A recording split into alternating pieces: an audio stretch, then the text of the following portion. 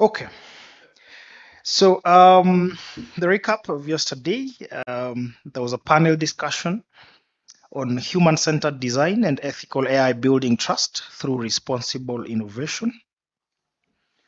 Sorry. So the two were centered on the intersection of ethics, AI, human-centered design, and cybersecurity resilience, emphasizing trust, inclusion, and responsible innovation as drivers of Africa's digital future. Okay. The Romanian ambassador, uh, His High Excellency Getiana Sabu, underscored that cybersecurity transcends borders and highlighted a new Kenyan-Romanian Memorandum of Understanding to strengthen cyber resilience through intelligence sharing, capacity building, and infrastructure protection. Romania will support Kenya's alignment with EU NATO standards through joint exercises and training. So the action points are to implement the MOUs via a joint task force, establish secure data exchange channels, build capacity through EU programs, and strengthen diplomatic advocacy against cyber attacks. There was Dr. Kate Gitau who spoke on AI for sustainable development. She called for AI systems that serve people, safeguard human dignity, and promote data sovereignty. She emphasized ethical governance, equitable digital infrastructure, and empowering youth as innovators for inclusive growth across Africa. There was a panel discussion on ethical design and human-centered security, where the panelists urged tackling AI bias, embedding African perspective in algorithm, and designing ethical, inclusive, and locally grounded artificial intelligence. They called for investment in local data centers, cultural context in design, and clean energy powered infrastructures. There was a keynote address by Mr. Sitati from the Communications Authority on cybersecurity trends. He presented reports on rising ransomware, phishing, and AI-driven attacks. He recommended adopting zero trust architecture, frequent system updates, and active reporting to KSAT. The action points were to promote collaboration, training, and intelligence sharing to strengthen national cyber resilience. Mr. Peter Warren from Munich had a talk on compliance and leadership, presented and stressed that human leadership, not compliance alone, ensuring cybersecurity adoption. He advocated for enforcing standards, building digital sovereignty, and treating privileged access as a managed risk. There was a talk by Dr. Lior Tabaski from Tel Aviv University in Israel on cyber resilience. Dr. Tabaski called for shifting from prevention to resilience, led by people and leadership. He emphasized defining resilience as a business function, practicing recovery drills, and using frameworks like NIST CSF. There was another session on AI opportunities in Africa, which was represented by Boni from Google Africa, highlighted AI as the next major disruptor with potential to raise global GDP by 7%. He urged Africa to leverage its youthful population, expanding connectivity and cloud infrastructure while ensuring ethical AI adoption. There was a panel on balancing security and civil rights, where speakers stressed that digital security must coexist with civil liberties. They advocated inclusive policy design, adequate funding for cybersecurity strategies, and compliance by design, of course, being the theme of Cyber Week Africa 2025, to uphold privacy, freedom, and trust. There was a talk on AI governance workshop presented by Ms. Madina Ali from the US. Ms. Madina introduced the AI management system, focusing on responsible AI data governance and ISO IEC 42001 standard and framework. He emphasized leadership, ethics, and training at institutions like the Kenya School of Government. The action plan is to extend cybersecurity best practices to AI systems and train youth to build AI agents for digital literacy. There was a talk on privacy engineering, which was presented by Frederick Ogore from Daystar University. The session stressed privacy by design, embedding privacy, compliance, and consent mechanisms throughout the system's life cycle. Developers were urged to use proactive data protection tools and follow global best practices. There was a presentation by Professor Elisha Abade from the University of Nairobi on protecting academic standards. Professor Abade emphasized compliance and cybersecurity in education to prevent breaches and uphold academic integrity. The action plan was to implement zero trust models, blockchain-based certifications, AI-assisted proctoring, and regular cybersecurity audits and training. There was a panel discussion on trust in digital identity. Leaders from NC4, CA, and the Ministry of ICT and Digital Economy and the DCI discussed securing biometrics data through national PKIs and ensuring digital systems respect citizens' rights under Article 31 of the Constitution. The action points is to raise public awareness, close the cybersecurity skills gap, strengthen agency visibility, and institutionalize privacy safeguards. There was a cybersecurity workforce, which included, presented by Dixon Gisiora from the Ministry of Interior, I believe. Gisiora highlighted recruitment and retention as vital to national resilience. He urged inclusive hiring, mentorship, flexible workplaces, and continuous upskilling. The action points to foster university industry partnerships, invest in certifications, provide mental health support, and create clear career pathways to retain skilled talent. So, ladies and gentlemen, the overall takeaway for yesterday was there was a reaffirmation that ethical innovation, human-centered design, and leadership-driven cybersecurity are key to building trust in Africa's digital transformation.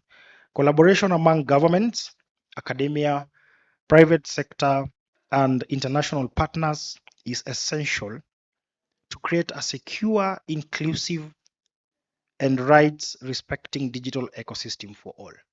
Thank you so much for listening to me, and that was the recap of yesterday. Thank you.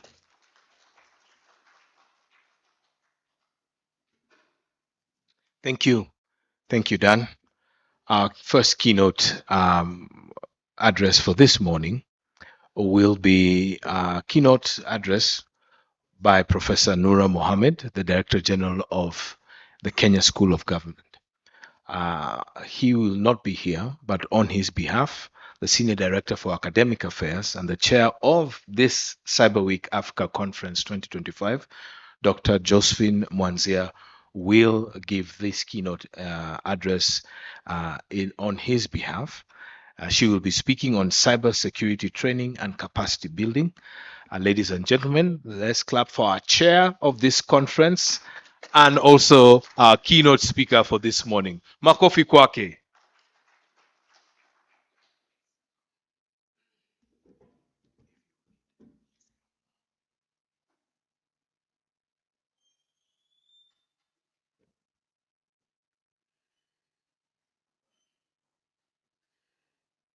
Good morning, everyone.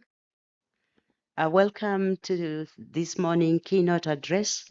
My name is Josephine Mwanzia. I'm delivering it as indicated on behalf of Professor Noura Mohammed, the Director General, Kenya School of Government. The question that we need to ask ourselves this morning as we start is, what is the place of training and capacity development in cybersecurity? Is it possible to secure our systems? Is it possible to speak cybersecurity without speaking capacity building? As we walk along this keynote, I welcome you to walk with me. The topic is securing the future, building cyber resilience in Kenya's public service through training and capacity building. The question we need to ask as we start is it necessary? Why capacity building? We notice that in the public service space, a lot of transformation is going on, and that is digital transformation. We have e-citizen platforms. We have integrated financial management systems. We have operational systems that have embraced the emerging technologies, including artificial intelligence technologies. This transformation is moving quite fast, and it is outpacing required capacity to secure it. There is some bit of reconciliation and balancing that is needed through capacity development. The threat landscape is also evolving. In a public service space where there is limited awareness of these threats to do with ransomware, insider threats, and state-sponsored attacks are no longer hypothetical. They are here with us, and we experience them as we continue to exercise leadership in the public space.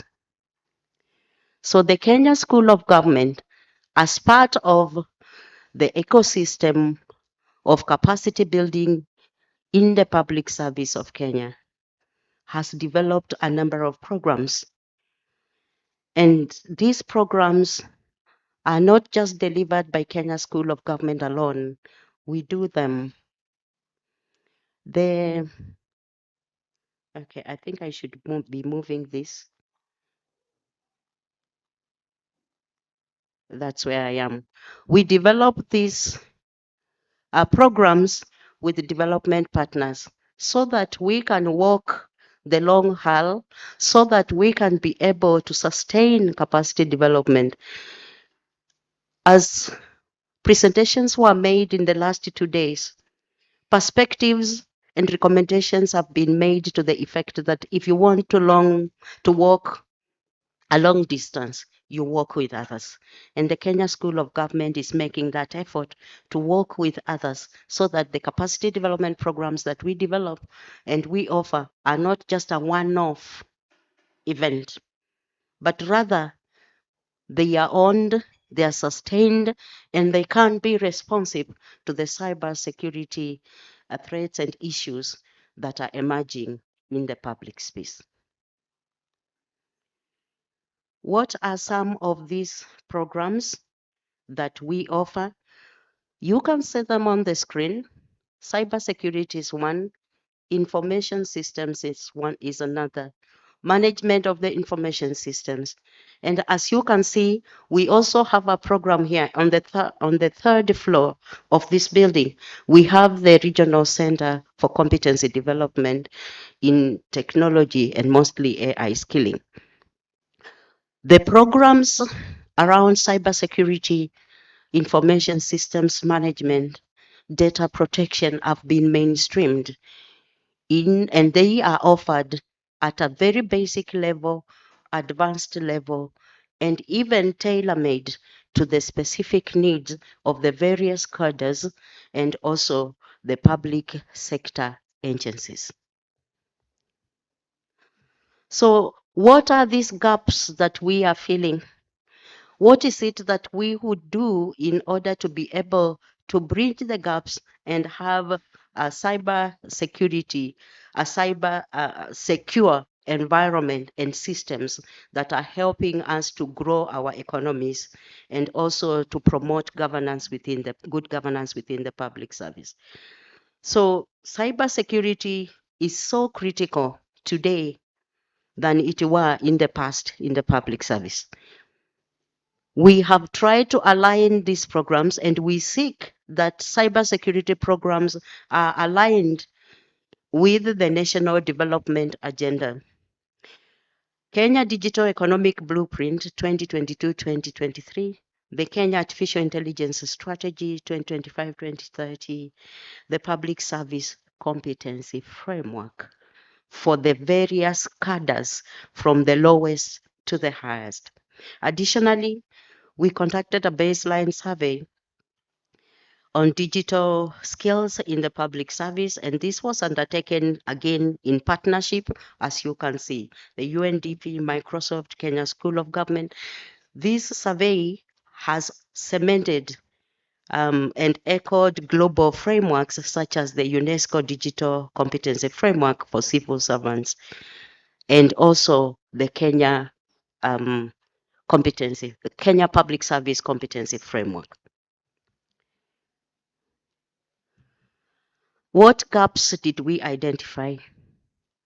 One of the gaps that came out through this survey is that capacity development in cybersecurity is fragmented. There are different efforts, but they are not in harmony. They are not well structured. And that means follow through with implementation, sustaining the gains, the positive gains becomes a little bit difficult. And then it will take longer to secure, to have a cyber secure work environment in the public service. No formal career pathways that are yet designed for those who would like to pursue a career, a professional career in cybersecurity. And this is very important gap that we may need to note.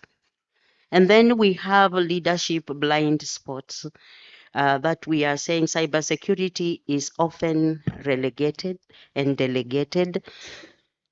And when it comes to ownership, there is some work to do so that it is prioritized within the public space.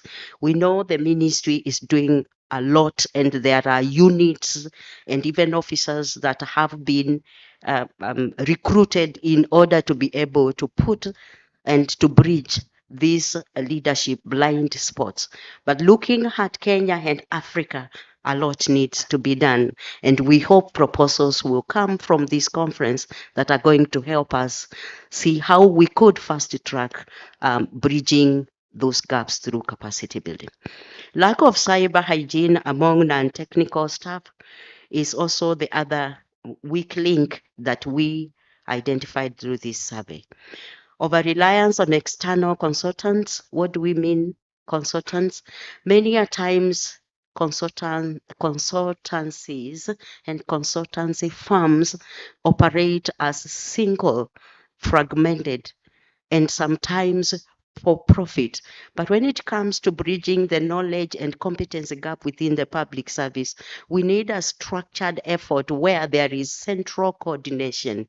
And this is what we would be seeking to hear. What are your experiences and how could we be able to ensure that there is proper coordination of the efforts in capacity building in this area of cyber security. I would like to commend the effort of this conference because it is actually it is an effort and an initiative to bridge this gap. Why? This conference has come about as a result of collaboration and partnership between the private sector, the public sector, the government, and also institutions of learning, Kenya School of Government and the University of Nairobi, Daystar, and other So this conference is one of the initiatives towards bridging some of these capacity development gaps that we are identifying. But what more can we be able to do?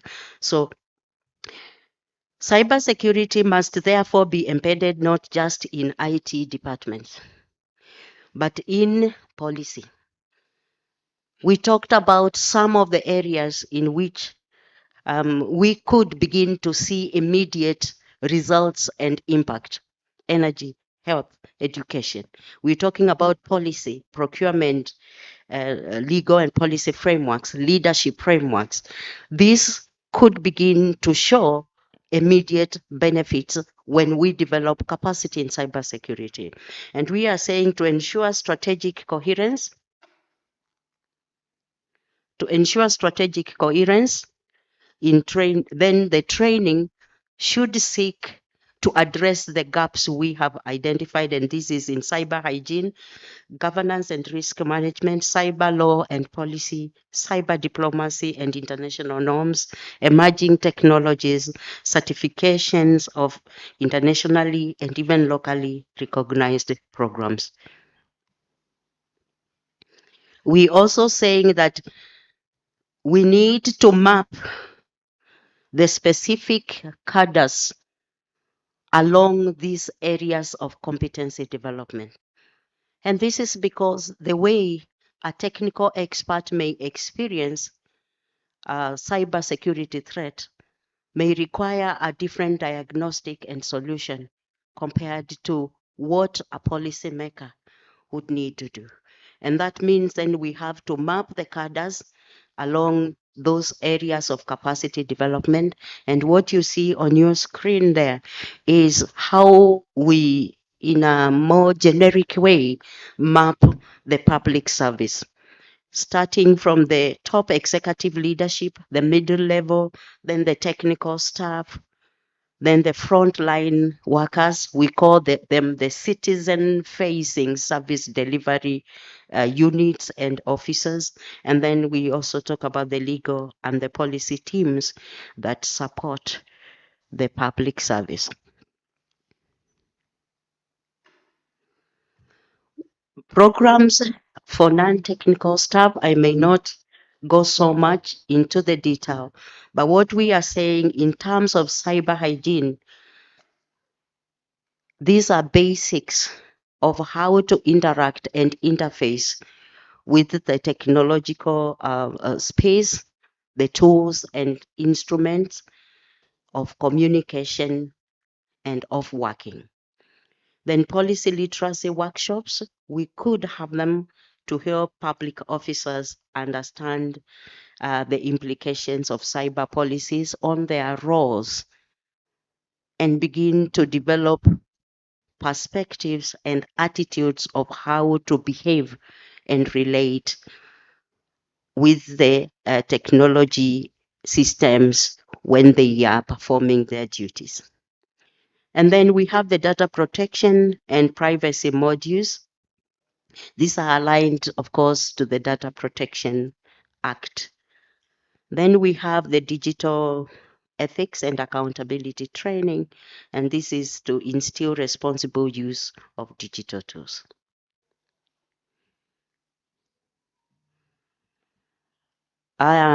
Programs for technical officers.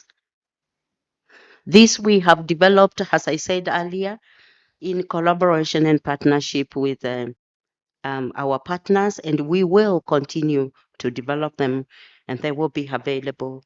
They are available for uptake by technical officers. Secure systems design architecture, incident response and threat intelligence, cloud security and development, digital forensics and malware, and AI and machine learning, among others. Certification is very critical, and it has been emphasized even in today's recap as one of the recommendations and action points that came about yesterday in yesterday's discussions. So why is it so important? Of course, we want to build professional credibility. We want to benchmark with the best standards in the world. And we want the certificates that we offer to be recognized internationally. So we have to align with also international standards and frameworks. And it incentivizes us to continually learn. Up to today, we have learned that the technological space, technology is transformative, it's dynamic, and we are saying that our experts and even the officers in the public service should be able to embrace and to be agile in adapting this new technology and in being able to bridge whatever gaps arise because of this very fast transformation and dynamism occurring in the public service.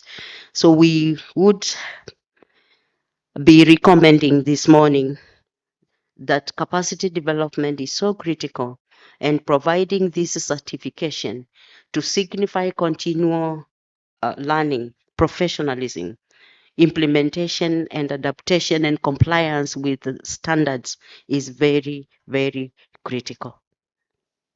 And what are the approaches that we use?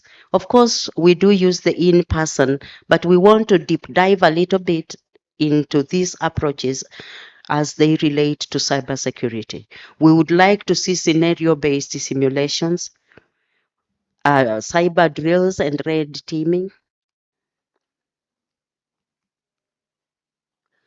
mentorships and peer learning, and this is where collaborations and partnerships become very critical. The young ones could pair with the more experienced ones. Gamification learning platforms, micro-credentialing and digital badges. These are very critical approaches that could help us deepen our understanding and even skill and the transformation with addressing cybersecurity issues. I'm coming to a close soon. Exchange programs are also very critical, and exchange programs are important for practical skills development, technical assistance, and knowledge transfer. We propose with both public and private sector. Strategic value for exchange programs, of course, it accelerates the learning. A lot of tacit knowledge is created through these exchange programs, and we would like to see an accelerated pace. It builds diplomatic and operational bridges. The ambassador for Romania really highlighted this in her speech yesterday, and it localizes global best practices where we are thinking strategically to align globally, but acting locally to secure our own systems. So exchange programs can occur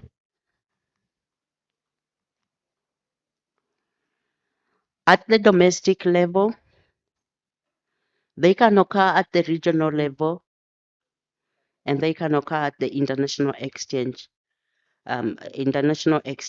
programs.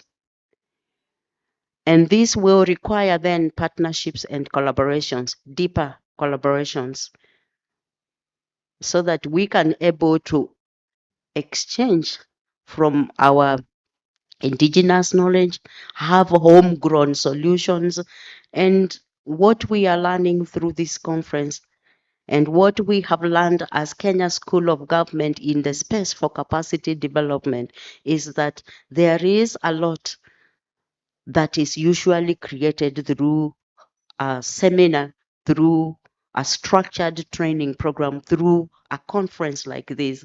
And what needs to be done with that exchange, and particularly focusing on the new knowledge that is created, is follow through on the action point.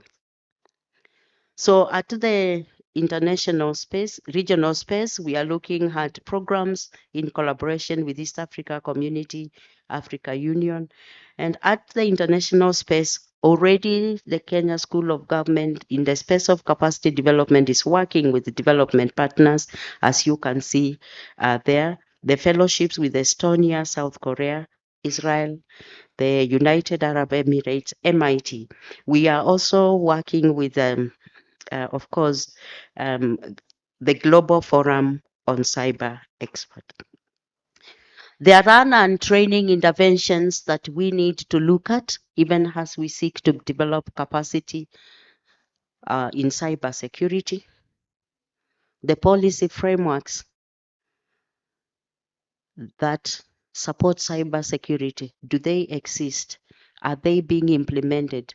Are they being implemented in the right way? Are they focusing on addressing the emergent issues? And are they anticipatory for the future issues that need to be addressed? So training alone may not be sufficient. We need to strengthen our institutions through policy frameworks and carrying out policy reforms on cybersecurity continually. We need to redesign our organizations to embed cyber roles in every department. Currently, you may find that is just perceived and understood as to belong to the IT department. But all the systems, digitizing systems, means that the scope for cybersecurity is expanded to the whole ecosystem of service delivery. And so we need to embed cyber roles in every department. Then the procurement guidelines are required to enforce secure by design principles. And then there are the behavior nudges there.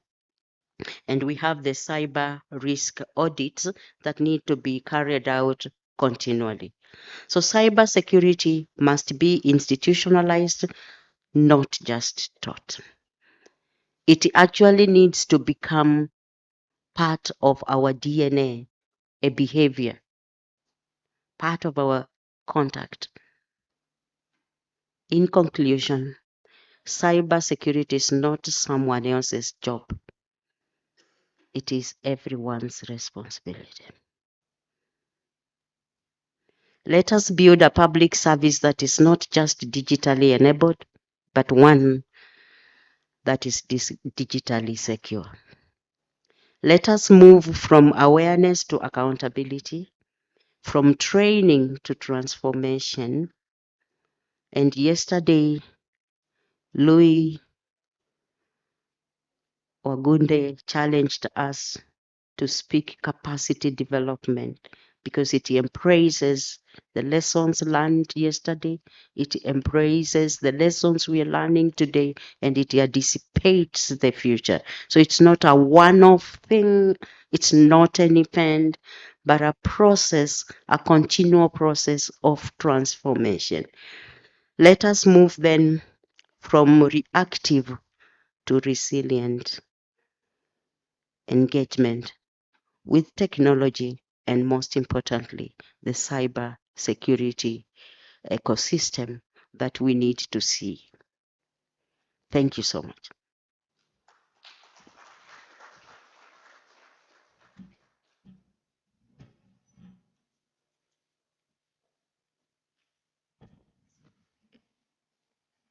Thank you, Dr. Manzia, for bringing us those key pointers on training and capacity building. For you here at the Kenya School of Government, you are at a strategic place of doing that training. Just out of curiosity, Madam, is Kenya School Government only for those in public service, or is the public, it's open for anyone in the public? It is open for everyone in the public. Or open for everyone in the public, and so these trainings are all available for those of you who are in the public. And thank you very much. We look forward to interacting more with you in this place. Again, the Kenya School of Government have their stand right out here. If you have want to know more about some of their trainings, especially here in cybersecurity, you can visit their stand. Theophilus from Ghana Parliament, are you here? You're not here. All right.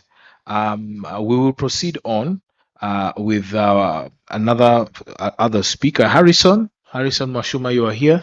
I'm going to invite you, Harrison, from Fortinet, to continue with where we are speaking about. Today, he's talking about heightening cyber resilience. And karibu sana. Karibu sana.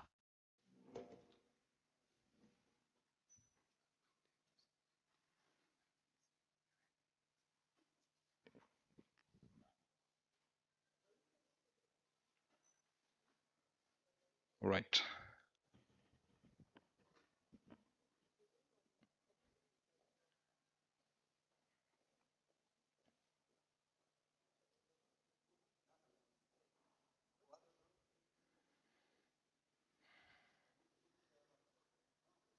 Good. Thank you very much. So, good morning, everyone. It's a pleasure to meet you. Harrison Moshuma is my name, a subject matter expert, security operations, Fortinet. So my topic today is on heightening cyber resilience, and we are going to look at unified threat detection with a turnkey SOC platform. As part of the agenda, 6 main things. Firstly, introduction of the speaker. I think I've spoke about it already. Then going to the SecOps trends and challenges. Look into what Fortinet has to offer from a SOC platform overview. Then from a real world platform perspective, then look at the solutions, what's the value delivered, and recommendations finally in terms of how to connect and your take home. When you look at cyber threats, what's the hidden cost of staying undetected? So Fortinet had commissioned a study in Jan 2025, where the Enterprise Strategic Group looked at how long does it take in terms of the average time to be able to detect as well as remediate incidents. So what they found out was that it took at least 21 days at all in terms of time to detect, then around 10 hours to contain, 8 hours to investigate, and another 10 hours to be able to remediate. So what this means then, the threat actor actually had quite some time to be able to actioning on the objectives. And from the same report, we can see they actually reported that 52% of the organizations report SecOps being much harder than 2 years ago.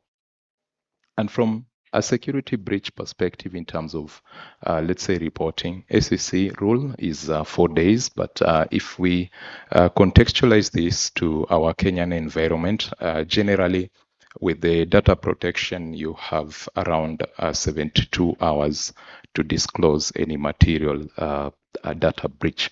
Okay, so we have very limited time as compared to the 21 days. Now, moving on, in terms of the challenges, if you work in SecOps, SecOps is security operations in full, then what are the challenges that usually face SecOps teams on a day-to-day basis? The first one is the threat landscape, and I think it has been already covered well. I don't need to go into it. Secondly is on the attack surface. So the attack surface having the different edges, which are continuously growing with how work is shifting on a day-to-day. And lastly, it's on the SecOps workload.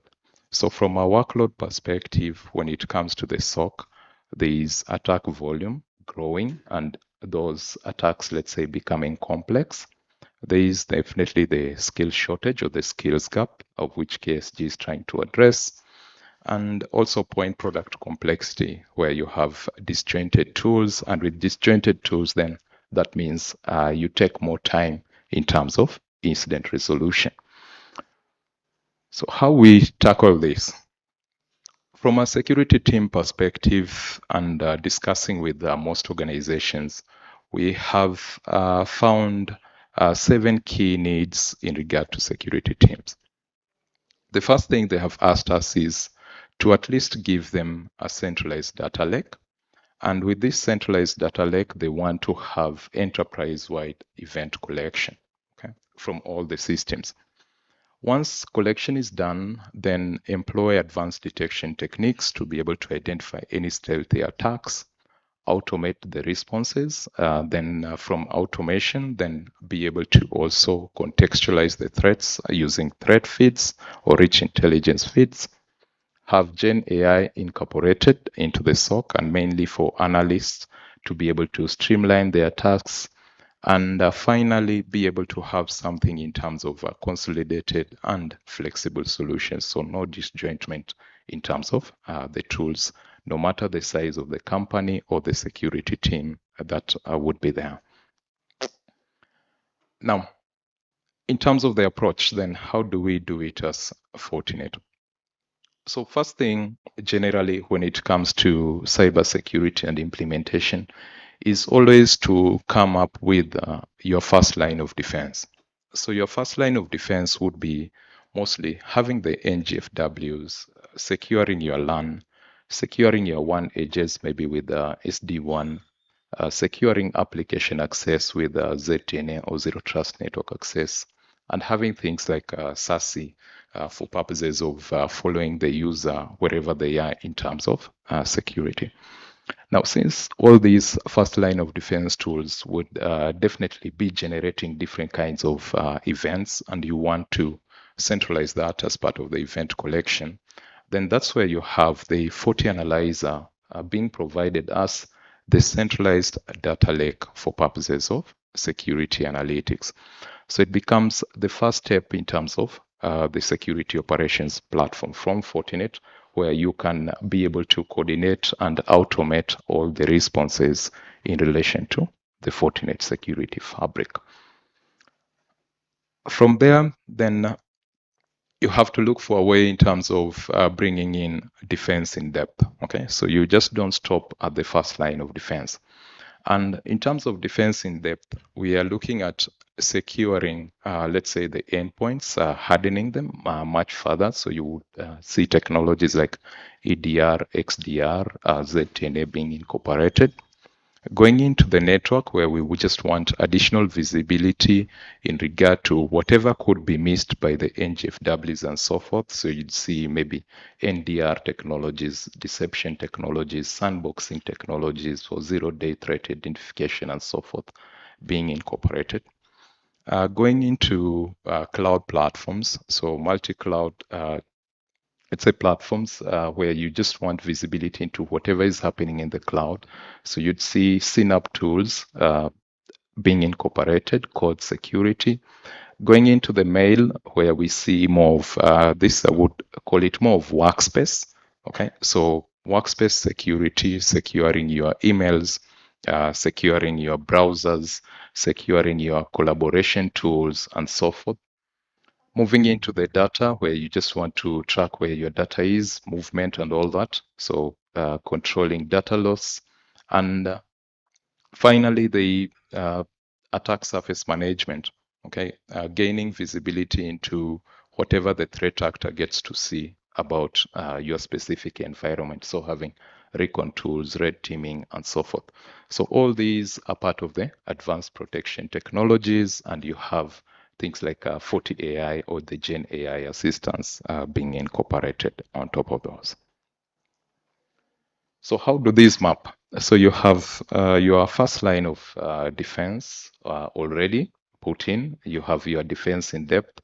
You have your FortiAnalyzer, and you can still have what we call the advanced SOC platform, which now brings in the SIEM and the SOA being incorporated.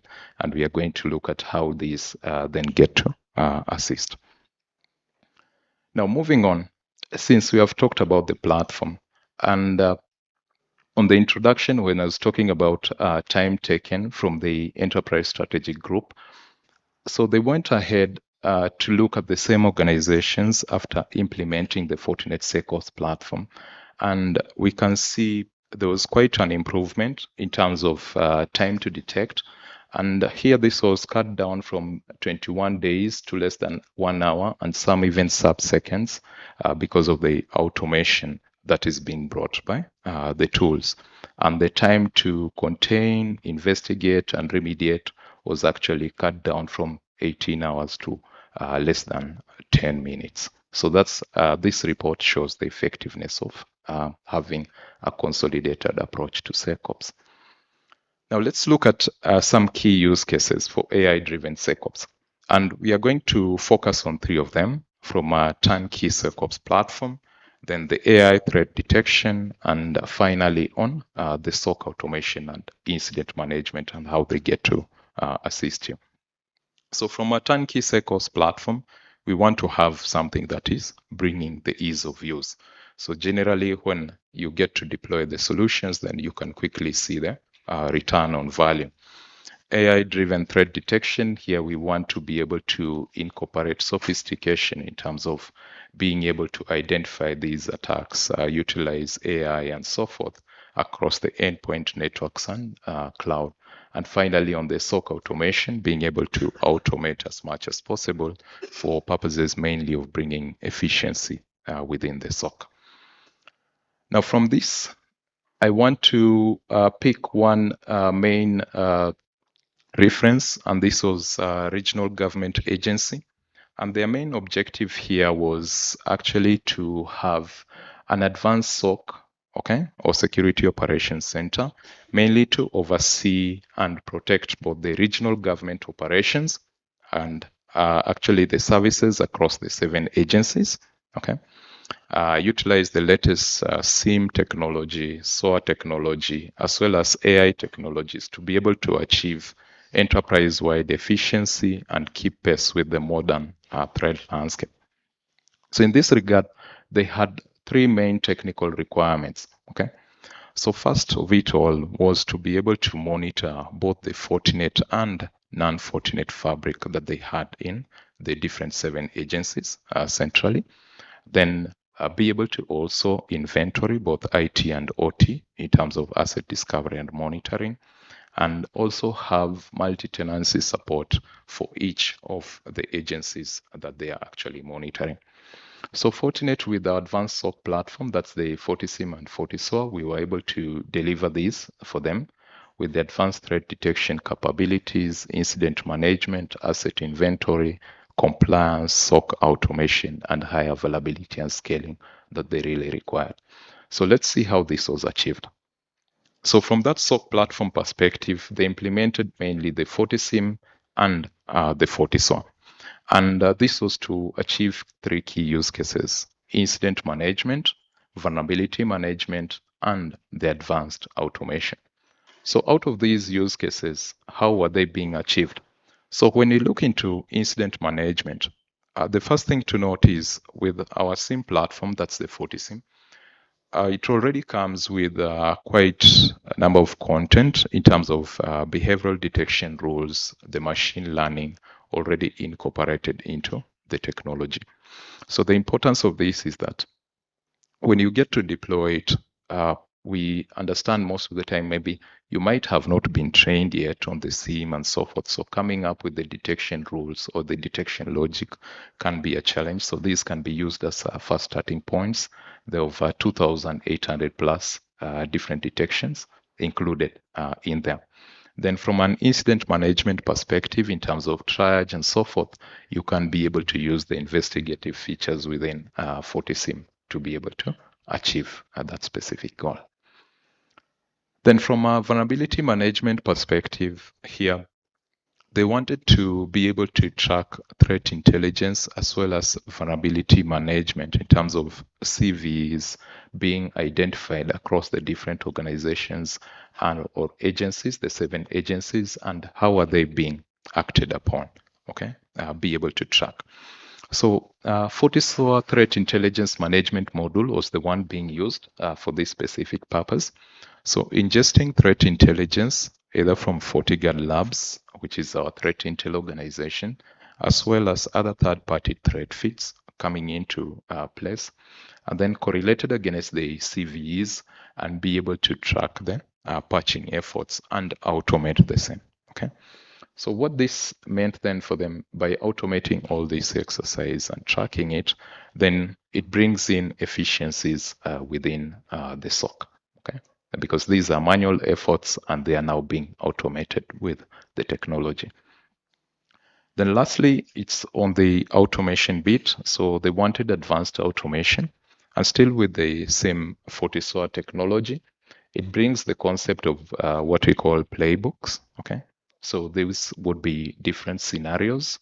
And with these scenarios, most of them already come predefined from the point of what we call solution packs. So solution packs are scenarios already predefined for different kinds of use cases. Maybe you want to deal with ransomware, you want to deal with brute force attacks, you want to deal with phishing emails and so forth. So those different scenarios, over 50 plus different scenarios already predefined. But if you want to also create your own custom playbook, so that's still very much possible within the FortiSOAR platform.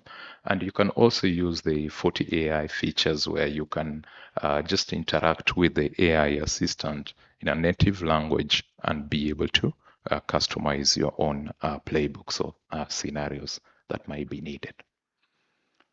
Now, from a business outcome perspective, mainly there are three things that get to be achieved by this platform, where you have comprehensive threat detection, which actually minimizes the dwell time for the threat actor within the environment because you have centralized visibility. Rapid attack response with the automation. So generally, the playbooks being used for triage, investigating, reporting, and so forth in there. And with the automated SOC efficiencies, then you can be able to prove what's the value of the SOC in terms of the KPIs or the investments that you have been putting within the security operations. So from a recommendations perspective, here, this is for you. Generally, you can catch us at the booth. So we have a tech booth outside. So if you want to have visibility into what the SecOps platform is, some few demos and so forth, then we can be able to deliver that for you. When you get back to the office, you can as well go to the Fortinet site, check the Fortinet SecOps ESG report, and you can connect with me or email me. That's my email on the slide, so you can pick it, but I'll be at the Fortinet booth as well. And maybe for learning to support Daktari, we have the site www.training.fortinet.com, www.training.fortinet.com. When you go there, register with the public option, and whatever technologies that are being covered by Fortinet, they are free of charge. You can be able to study all through. And once done with the study, you'll also get a completion certificate. So that's it from me. Thank you very much.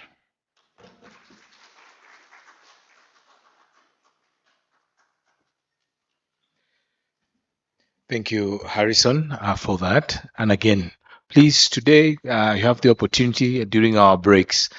You could proceed to our booths over here for different of the participants who are speaking up here, but also some of our sponsors. Speaking of sponsors, I hope our Britam representative is here. We'll be giving you an opportunity shortly to tell us more about Britam's participation with Cyber Week Africa. Tuko pamoja? Are we still together? All right. So, way from West Africa, we have our participants from Ghana who are present here. And Joe Theophilus, I don't know if you do recognize, last year I did meet with you. It's just dawned on me, last year I did meet with you, yes. And we had lunch together when we were at the University of Nairobi. And Joe, just to give you context, in about 2 weeks ago, the government passed a legislation on cybersecurity, and it's got up a big storm. And so, and yesterday during our one of our panel discussions, one of the champions of that was here and giving a perspective. So we want to invite you and tell us about your Ghana experience. Joe works and is the head of Ghana Parliament Cybersecurity Unit, and he is going to come and speak to us more about the Ghana experience with legislation in cybersecurity. And let's give a warm Kenyan welcome for our Ghanaian participants and guests. Karibu sana, welcome. Please, let's encourage him.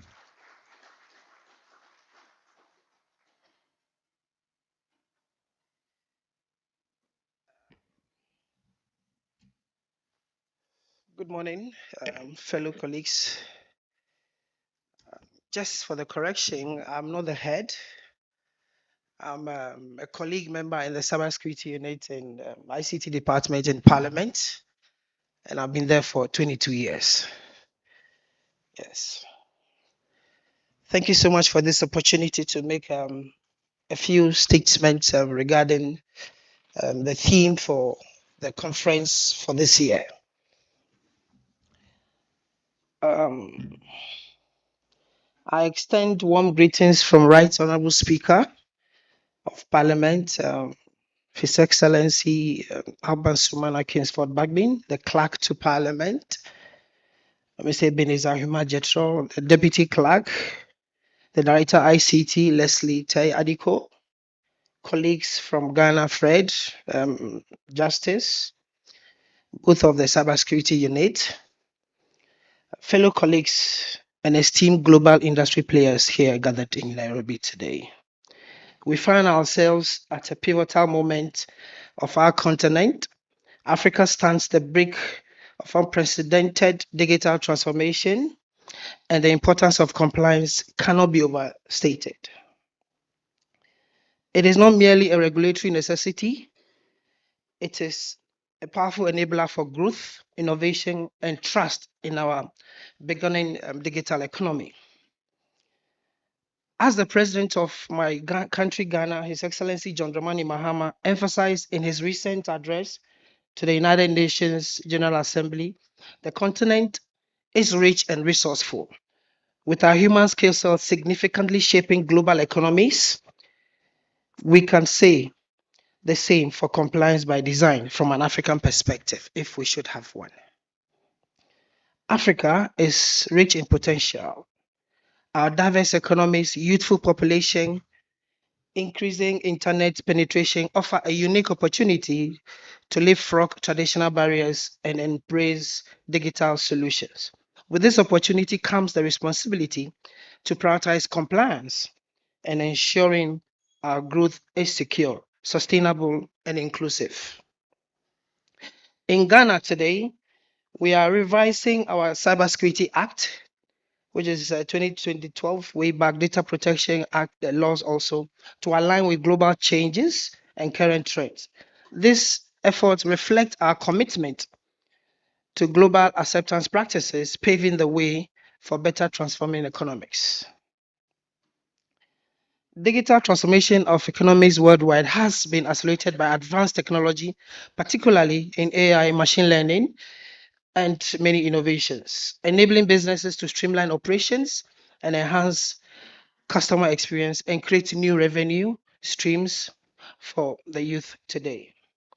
The shift presents complex regulatory challenges as organizations must comply with diverse and often evolving digital framework. I call it trend safe digitalization. Increase in data generation, AI integration, remote work and cloud adoption, and all these plays a role in today's digital economy. In an interconnected global economy, compliance serves as a foundation for alignment across borders. As organizations today internationally understanding the adhering current trends, compliance requirement is crucial for maintaining competitive edge.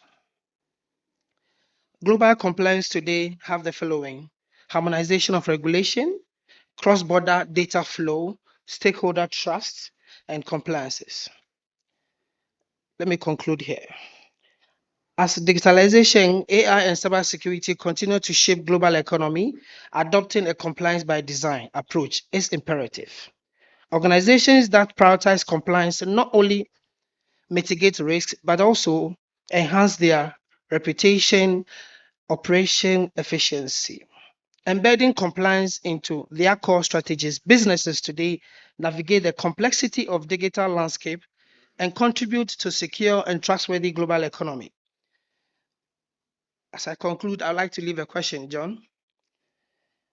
I would like to pose this question. Are Africa's economy sufficiently adapted to global compliance in the context of cyberspace, particularly concerning AI large-scale data collection models? Are we actually being compliant as Africans? Thank you very much.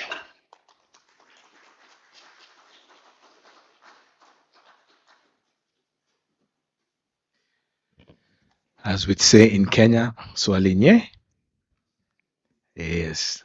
Thank you. Thank you. Very important question and a challenge that you give us there.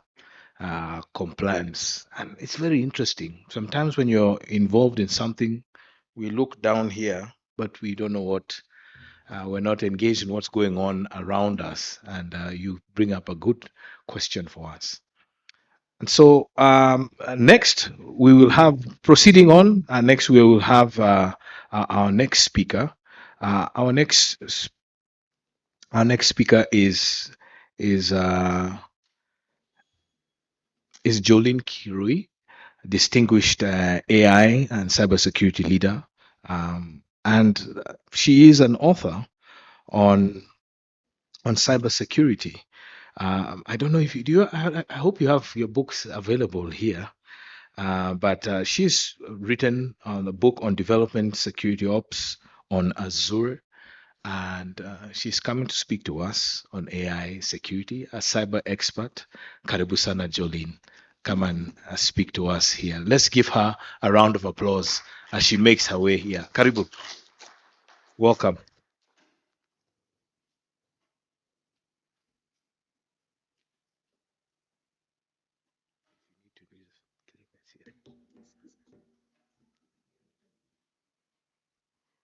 Jambo, habari yenyu?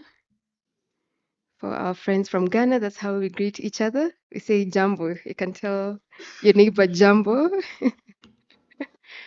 Yes. My name is Jolene Kirui. I've been in this space for quite some time, and I'm looking forward to interacting with you all today as well. So, for today specifically, we'll be talking about AI security. How many of us actually use AI on a daily or on a regular? Anything other than ChatGPT? What do you use? Cloud? You're a developer? Perfect. Uh-huh. What do you use? Nothing. Okay. So if you can get the deck up. So maybe a question while you're setting up the deck. How many of us actually trust AI? By a show of hand. No one. Zero. No one. Why? Why don't you trust AI? Anyone brave enough just to say your reason? Yes? Yeah.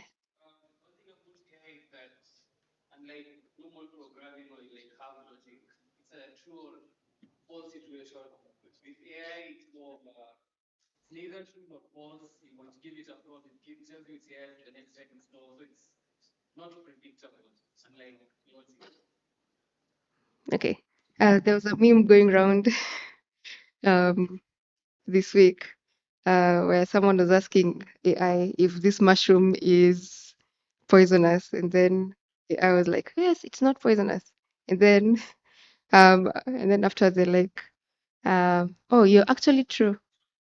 That mushroom was actually poisonous." By that time, it's too late. So it's all around maybe grounding of the data. So we just need to understand how we can be able to use AI correctly in such a way that it can be of maximum use to us. Um,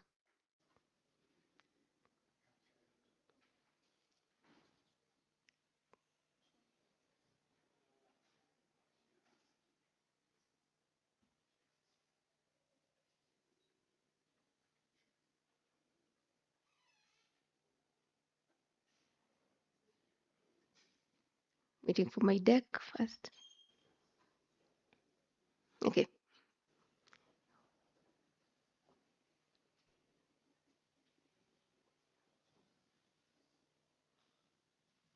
Okay.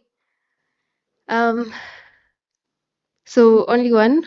Any other person who can give a reason why you don't trust or you don't give it access to everything? Any other reason why you don't trust AI? Yeah. Yes. Hallucinations. Hallucinations. Okay. Right. I think. There's somebody else. Why don't you trust AI? Okay. Thank you. For me, really, it's still new. It's still new. Yes, we haven't built the trust yet. We are still learning it. So bit by bit, we'll be sharing information with it, and then the trust will grow. Okay. One more. Generally, you're giving away your data. Mm-hmm. But you always give away your data, right? How many of us use TikTok, Instagram? Like you always giving away your data, right? Yeah. Okay. So let's just. So I think the fact of the matter is AI is here to stay. It's here and we have to just embrace it as much as possible. So you'll probably find also a lot of people asking questions around, is it here to take over our jobs? Is it here to replace everything? But first thing that we need to do is to embrace technology, is to embrace technology as it comes. And for sure, what people always say nowadays is that actually AI won't replace your job, but people who are actually using AI are the ones who are going to be replacing it. So we need to be on top of our toes as well in terms of embracing technology as it goes. But also, while we are embracing it, that means that we're also increasing the threat landscape in terms of security vulnerabilities. Because you're seeing, even with the introduction of AI, the threat, the cyber crime and the cyber warfare has significantly gone up as well. Because before, we didn't have security vulnerabilities like prompt injection, which we'll cover later. So before we had like the OWASP top 10 security vulnerabilities, which cover like even APIs, web applications. So we're still seeing now new technologies coming in as well. So a good question for us to ask. So yes, we're embracing Gen AI, but can it also empower attackers? So what we're seeing right now is a lot of deep fakes currently happening. The scenario where CFO, his voice was actually cloned, and then from the cloned voice, they were able to steal some amount of money because they made a call to the accounts team, and then they were able to do a transaction just from the cloned voice. So there's a lot that's happening. We're seeing is the deep fakes in terms of his voice. We're seeing the ChatGPT polymorphic. We're seeing that hackers are actually even using Gen AI. We're seeing malicious malware being created as well using Gen AI as well. We're seeing deep fakes and voice clones going in as well. Okay, 1 second. For Andy, I will go back. Yes. So I think you've seen a lot of this happening. How many of us have been watching videos maybe on YouTube and then you're like, is this true or is this AI? Oh, you guys don't fall for that. I remember there's a video I was watching recently, and then I was like, okay, AI has really evolved to a point where it's very hard to decipher what's actually true and what's actually fake. To a point where also us, I don't know if you have policymakers in the room. So for us, we also have to be able to create policies to govern AI within our particular ecosystem within Kenya. So we're seeing there are scenarios where adversaries are actually using AI to do malware generation. They're actually generating malware as fast as possible right now. They're also using it to automate vulnerability discovery. So what would take us maybe as ethical hackers probably like let's say 5 hours. Right now they can do the vulnerability assessment within a matter of seconds using AI. And then we're seeing also customizing of exploits. So even from the customizing of exploits, you can be able to bypass a lot of the defenses that have already been put in place because the signature has probably changed. And then we're also seeing a lot of password cracking. So what we were able to do in maybe 7 days, right now with AI, it's a lot faster. And then we're seeing a lot of phishing and social engineering going around. I think most of us have fallen victim for all of this, yeah? Admit it, yeah? And then we're also disguising of malicious code and as well as command and control communication. So for command and control, so in a scenario whereby maybe you were accessing an application or a file within WhatsApp, and then maybe malware was embedded. So they would be, once you have that malware installed, so there is a connection done with the command and control center. So to establish that communication between the attacker and your device. So that's what they're actually using AI for as well. So For adversarial activities, we're still seeing a lot of disinformation going around right now in terms of sharing propaganda. They're using now AI as well for spear phishing. So spear phishing is specifically targeting a particular person. There's also using this to democratize cybercrime and as well as doing a lot of impersonation fraud. So we have to be very careful around what we are actually consuming. We have to think about, is this information actually correct? So even for the Gen AI systems that we're actually using, so we have to be careful around if they're actually vulnerable or not. Because what you're seeing right now with the new security vulnerabilities is, you see, even when you're accessing an external application, which is communicating with the Gen AI app, we're seeing new security vulnerabilities. I'm sorry, it seems it's not very visible, but I'll just read it out. So we're seeing new terminologies like direct prompt injection. So that's a terminology we didn't know before. So direct prompt injection, that is what we're calling now UPIA. That's we used to know the stuff like cross-site scripting, SQL injection, but now we're seeing UPIA. We're seeing indirect prompt injection as well. We're seeing a lot of new terminologies. So from there, we're also seeing a lot of sensitive data leakage.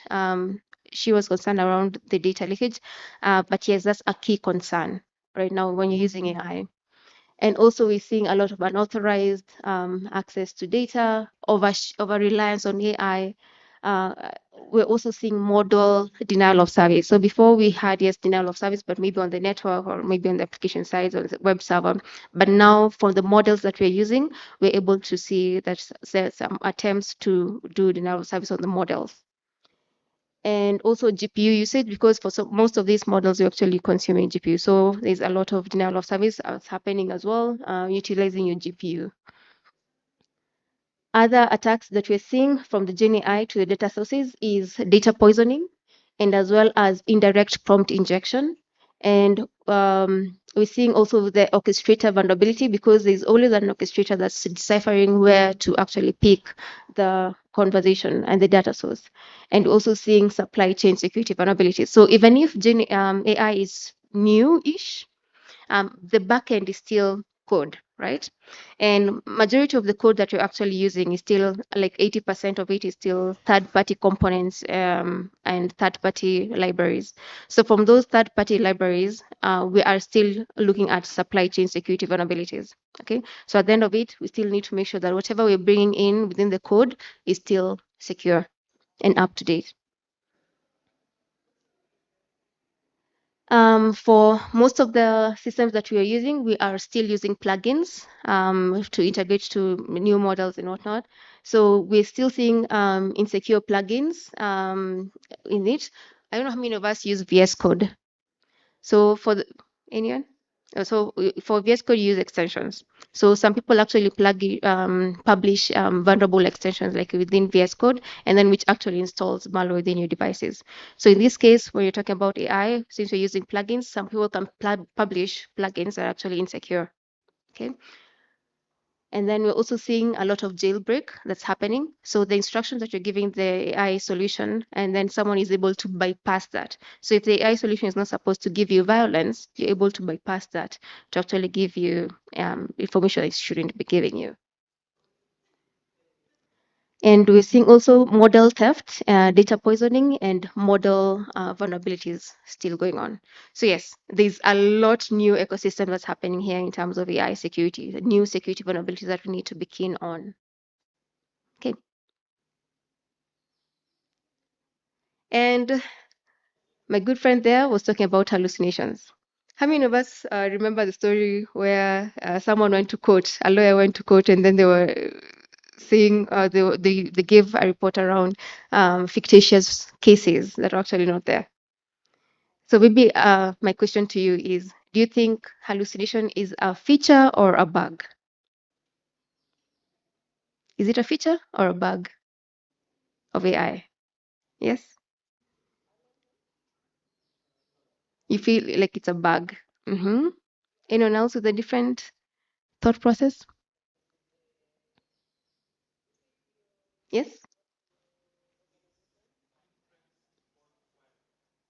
Inference gone wild, which is a feature. Because remember, when you're looking at the neural network, now there's a trail of thought that now it has to do in order to make a particular decision. So in this case, it's supposed to be sort of like a feature. So in this case, when you are looking at hallucinations, the best way to cure this is by grounding that data. Okay, so whenever as much as possible, if you're using like ChatGPT, you can be able to feed a particular document so that it can refer to a particular set of documents. Okay, so you're actually grounding it according to a list of documents that you have. Okay, so there are two ways of curing hallucinations: is grounding of data and fine tuning of the models that you're actually consuming as well.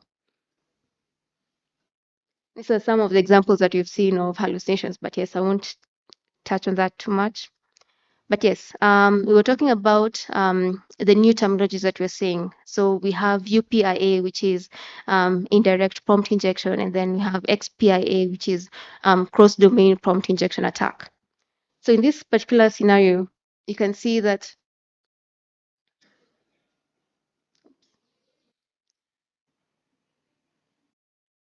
back.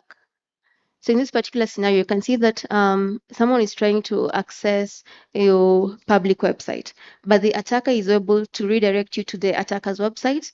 And now the application is also integrated to LLM. And then now, because they've redirected you to the attacker's website, whatever you're actually seeing now is not what was intended, but you are actually now seeing the attacker's website.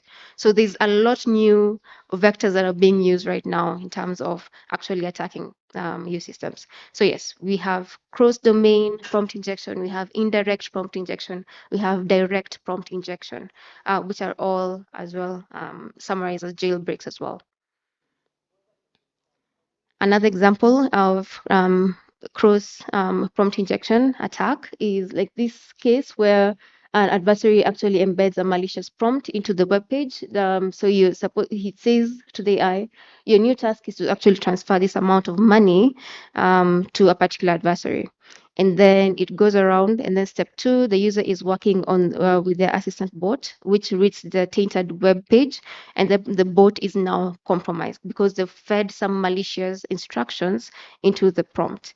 And then the AI bot actually does the implementation of transferring. So the bot finds that payment bank, payment tool, and it actually initiates a money transfer. So there's a lot of new vectors going on. When you're talking about AI architecture, so this is just a good summary around just understanding the whole ecosystem of AI.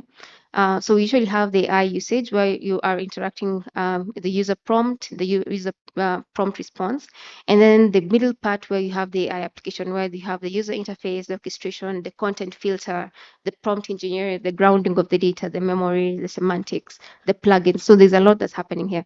So the reason why it's important to understand the ecosystem of your architecture is so you can be able to understand how can I secure everything around the AI solutions that you are using. And how we look at it in terms of securing all the layers of the AI architecture is we need to choose the right model, the models that have been tested even for developers.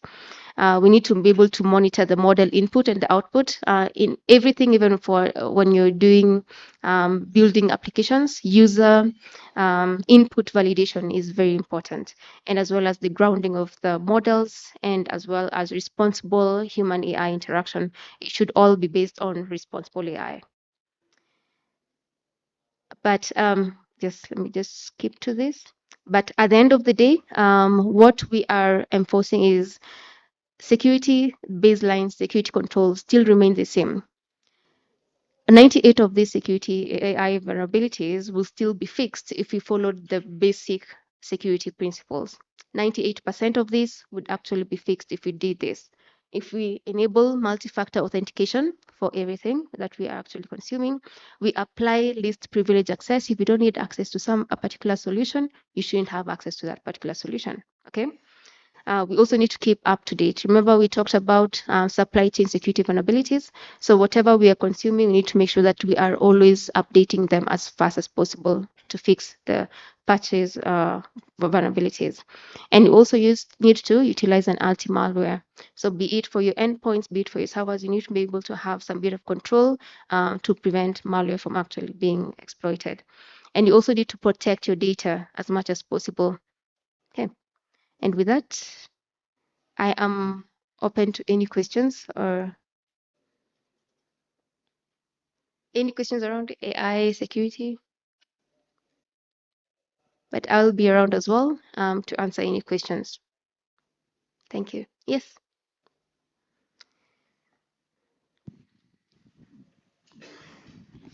Thank you very much. I have two questions. Sure. So today's leading AI systems are powered by large language models, and many regions of the world have already developed their own. What barriers are preventing Africa from building homegrown LMS? Models trained to understand our language, culture, and lived realities as Africans. The Can second I one answer that is what first? safety? Let me answer first. Okay. So, do you know how much like the likes of Microsoft invested in the whole OpenAI infrastructure? How No. much? It was in the billions of dollars. Do you think we have the right infrastructure to actually deploy all this? But I think that we could start from somewhere, Yes, because I a agree. lot of data out there is going to the global communities and not that of our African perspective. It's true. The reason I asked the first question. The second question is, what safety and regulatory measures are currently being implemented both globally and within Africa to ensure that development and use of AI remain ethical, transparent, and beneficial to our community, Africa? I like that question. Thank you very much. So, any policy makers in the room? Probably they were here the previous day. Yes, Yeah. they were here the past 2 days. The past 2 days. Yes, they were here the past 2 days. Yeah, so this is a conversation we've been having. Like last month, I was in South Africa just talking to government officials around AI policy making. So this is a conversation that we need to make and also not isolate ourselves as in country by country. So this is a conversation that our leaders, government officials who are in charge of policies need to actually make as an African context. Okay, because yes, it's true we have been consuming a lot of this technology, but yes, we need to have guidance and regulations around our particular use case in Africa, but we have not done that yet. But yes, that's something that we are starting to have more and more conversations around. But in Ghana, if you want, you can also let us know. We can be able to start that conversation with the policymakers. Okay, thank you. In case of anything, I'm also around. Thank you, Jolene. And as she said, she's around today. She'll also be one of our panelists in a panel coming up later in the day. Karibu Sana. Our last engagement before we take on a break is our cybersecurity expert doing a lot around Africa. Andy Chadwick is with Shadow Server. He's the director for Africa for Shadow Server. Want to invite you here, sir, to come and give your remarks for Cyber Week Africa 2025. Let's appreciate him as he makes his way here.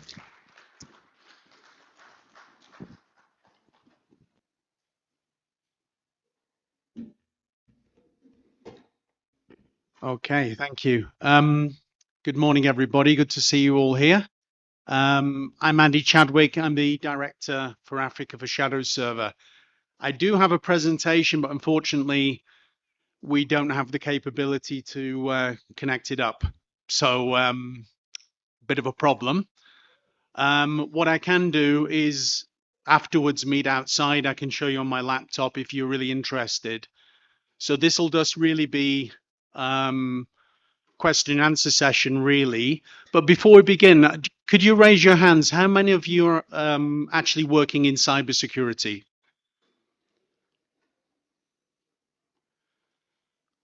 Okay, not many, few. And how many of you actually are working on operational cybersecurity? So in a security operations center or in a CERT? Okay, quite a limited audience for me then anyway.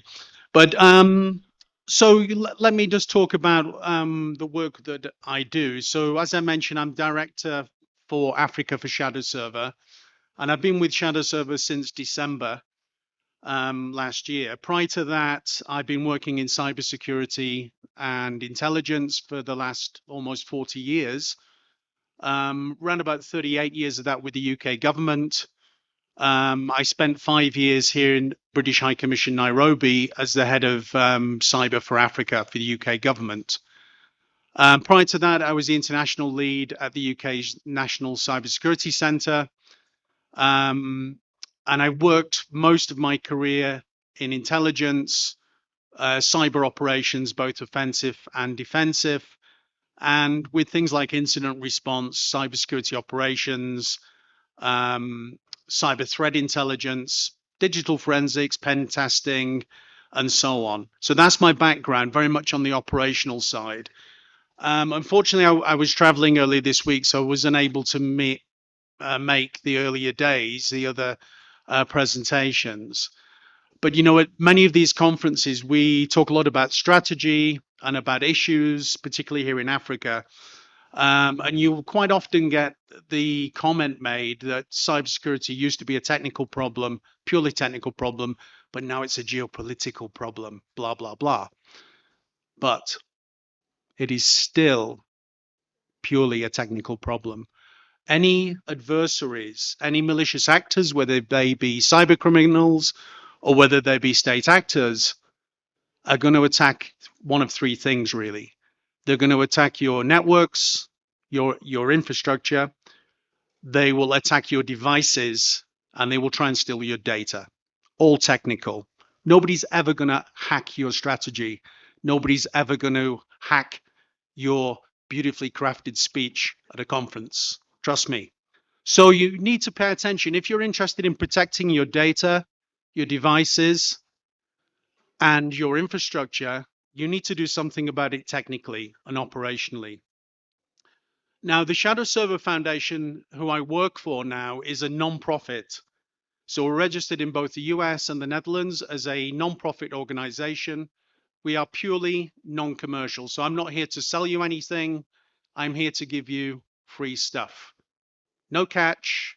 You are not the product. We will not sell your data. I am here to give you, free of charge, world-class cyber threat intelligence. Now, why is that? So who funds us? So we are funded by governments, by the US government, UK government, others, other European governments, by commercial companies. We have an alliance program where commercial companies value the work we're doing and our data to prevent cybercrime and misuse of the internet. So we do get funded, but we're not asking for funding from the end user. So if you are a network owner, or if you have responsibility to protect your systems in any organization, please sign up for free data from us. We scan the internet hundreds of times a day, all of IP version 4 and 6, at a vast scale every day. So we get a picture of the whole internet, including your organization's networks. So we see the vulnerabilities. We see what the hackers see. We will see if you've got an unpatched server. We'll see if you've got a vulnerable device. And we can share that information with you, the network owner, so you can patch the servers or do what's required to make yourself less vulnerable. Now, we work with national computer authorities, like here in Kenya with NC4 and CA, the national cert here. We also work with network owners across sectors of all types and sizes. So telcos such as Safaricom, Airtel. We work with banks. We work with large companies, right down to small SMEs, actually right down to individuals. So if you're an individual who has a static IP address, we can share data with you. We'll share you the malicious activity we see on your network if it's there. We also work with law enforcement, so with the likes of FBI and with Interpol and with national police forces and criminal investigation organizations.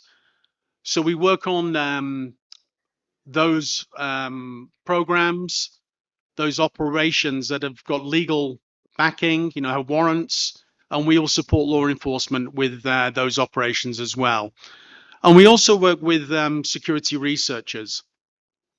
So we do 4 main things is what we do. We do the scanning I mentioned. We call out to, I think it's 3.7 billion IP version 4 addresses every day and around 3.2 billion IP version 6 addresses. We run a sinkhole program. So we take control of domain names and addresses used by criminals, and we'll log the addresses of the infected devices for over 400 malware families. And we collect samples of malware. We collect a million every day, a million types of malware. And we have a repository of over 1 billion types of malware. We run a honeypot network, a sensor network globally. So we deploy systems that look vulnerable, look juicy and attractive to cyber attackers, and we entice them in. We see what they do, what malware they use, how they operate, and we look at their command and control infrastructure. And then we take that malware and we put it into a thing called a sandbox where we can explode it, have a look how it operates, and we do that in an industrial scale, all free of charge for you. So they're the 4 main things we do. We, as I mentioned, we share with national CSIRTs, network owners, law enforcement. If you are a small company, you don't have a cyber team, but you do have a relationship with a managed service provider, we can also share our data with those managed service providers on your behalf if you give us permission. We have on our webpage, if you want to sign up to this data, it's very simple to sign up. If you go to shadowserver.org, there's a yellow button that says subscribe to reports. You click on that button and fill in the form. We'll need details of your organization. You need to prove that you own the network. We do due diligence on that, of course. And we need an email address where we send the reports to daily, or you can request an API key where we can automate the daily reports if you've got infrastructure and a team to support that. We operate basically out of California, our data center. I won't bore you with all the technical detail. It's on the slide here, but basically we have around about $40 million worth of total infrastructure. And all of that is physically located near San Francisco in a very secure data center. So that's where the data is kept, and that's where we do our operations from. We're trying to sign up more network owners and national government agencies in Africa. That's why my job was created. So we currently have about half of African government cyber agencies signed up.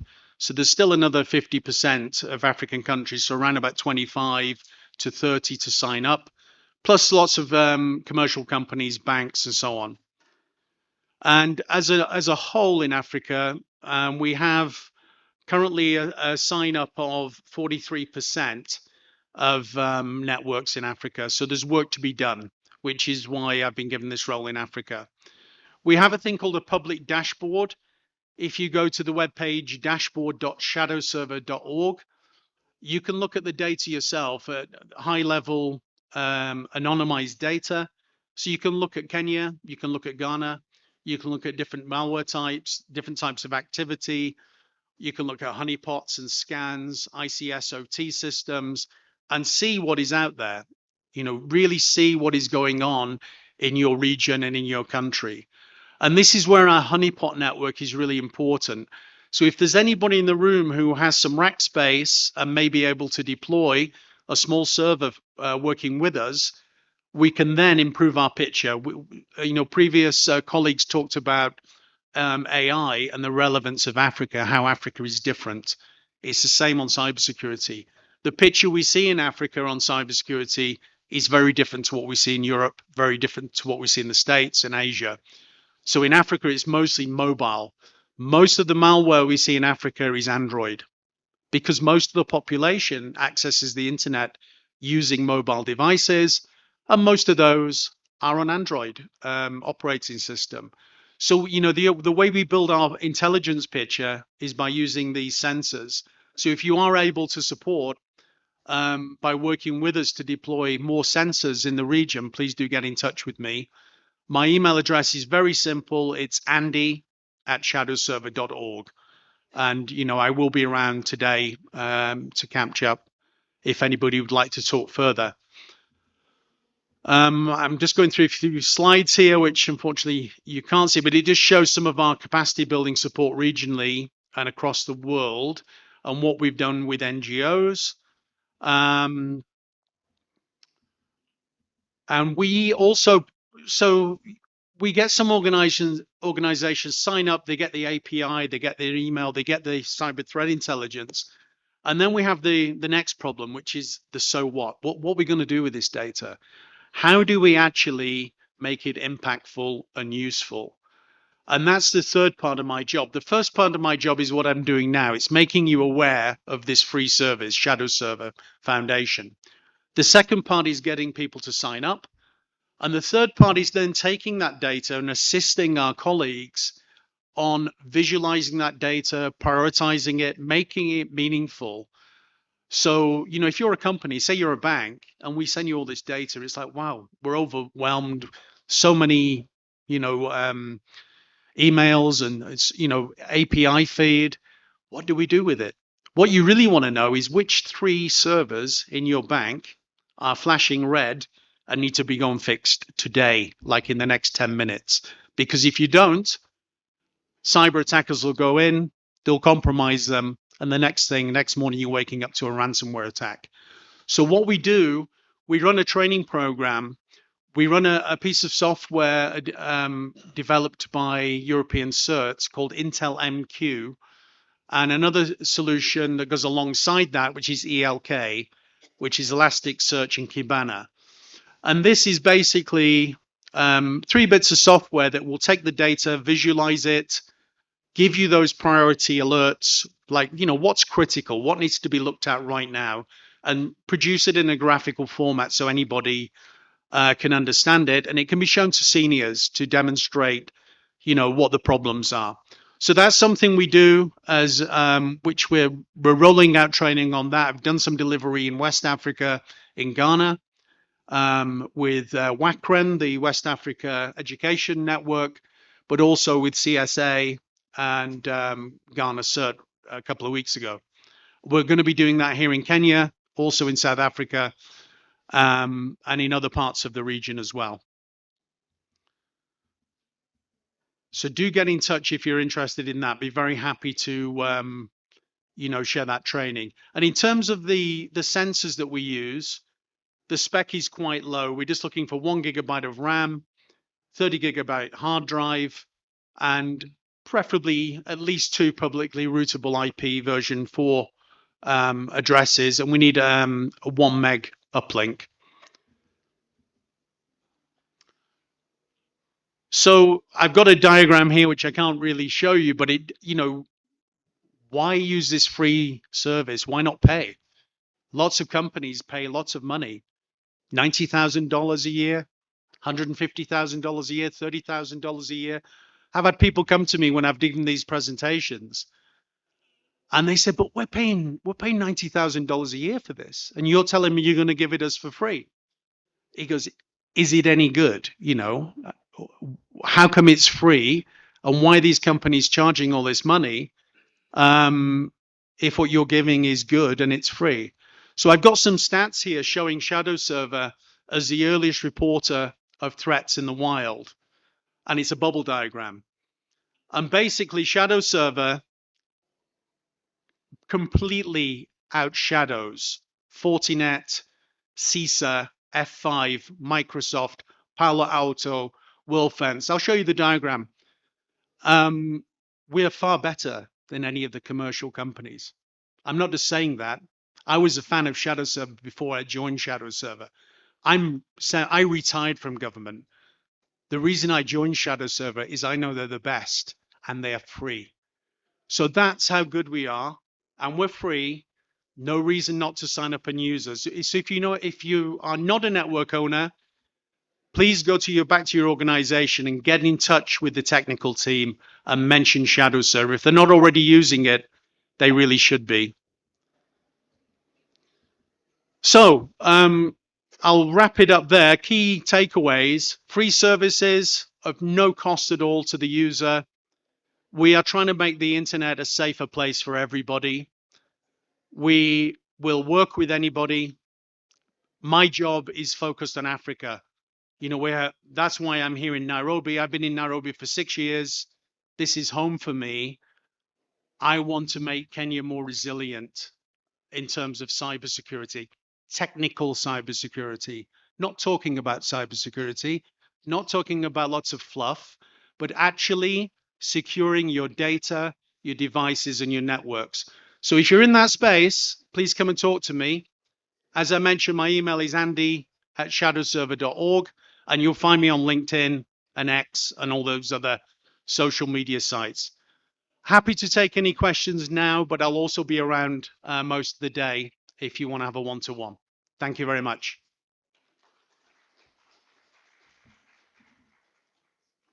Thank you, Andy. Karibu sana.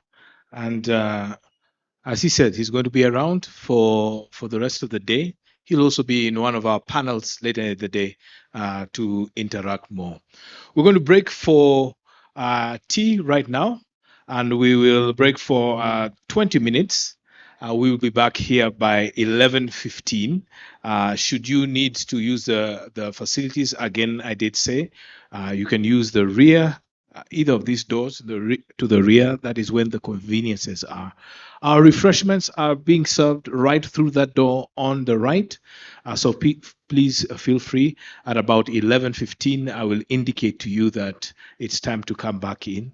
So please go ahead and have a health break and also have some refreshments. We shall be back here in another 20 minutes. Thank you.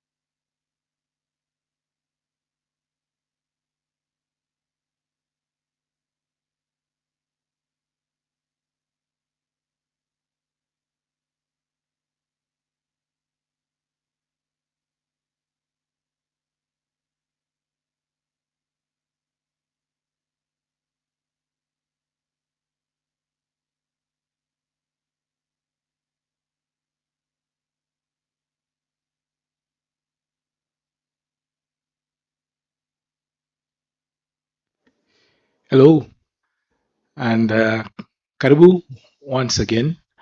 If you have misplaced your mobile phone, please come and see me. I will, and please just describe it so we can tell. Okay, so if you misplace your mobile phone, please come and see me, and because we found somebody's here.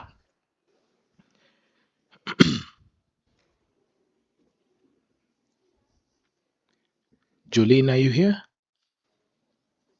She's not here. So we are just waiting on two of our speakers who are not here, and we'll move into our panel shortly. So just do give us a brief moment. I will be starting in just a moment. Thank you. Sangra Ogoye, are you here? Sangra Ogoye, are you here? And John Mutama. John Mutama, are you here? Okay. Thank you.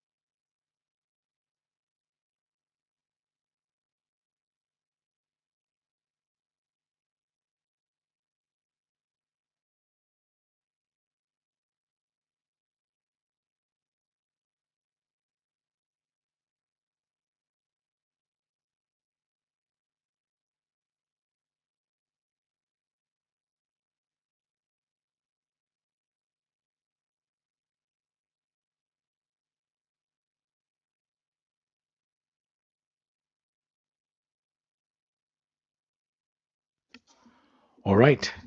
Our panelists are all here. We're just trying to get them all in one place in due time. For our panel, will be moderated by yours truly. You can clap for me in advance.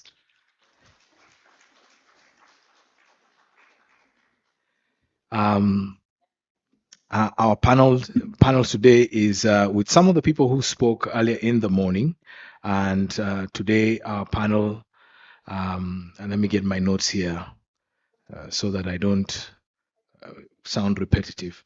We're going to be speaking on the framework of cybersecurity information and intelligence sharing with public participation.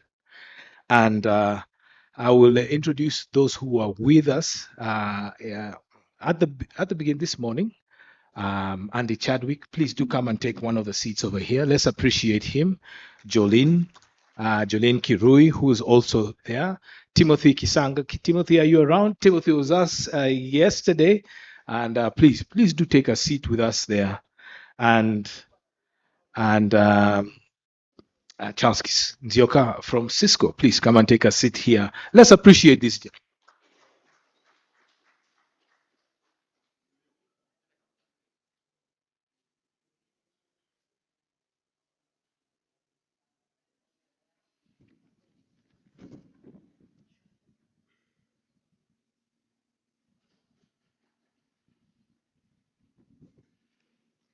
All right.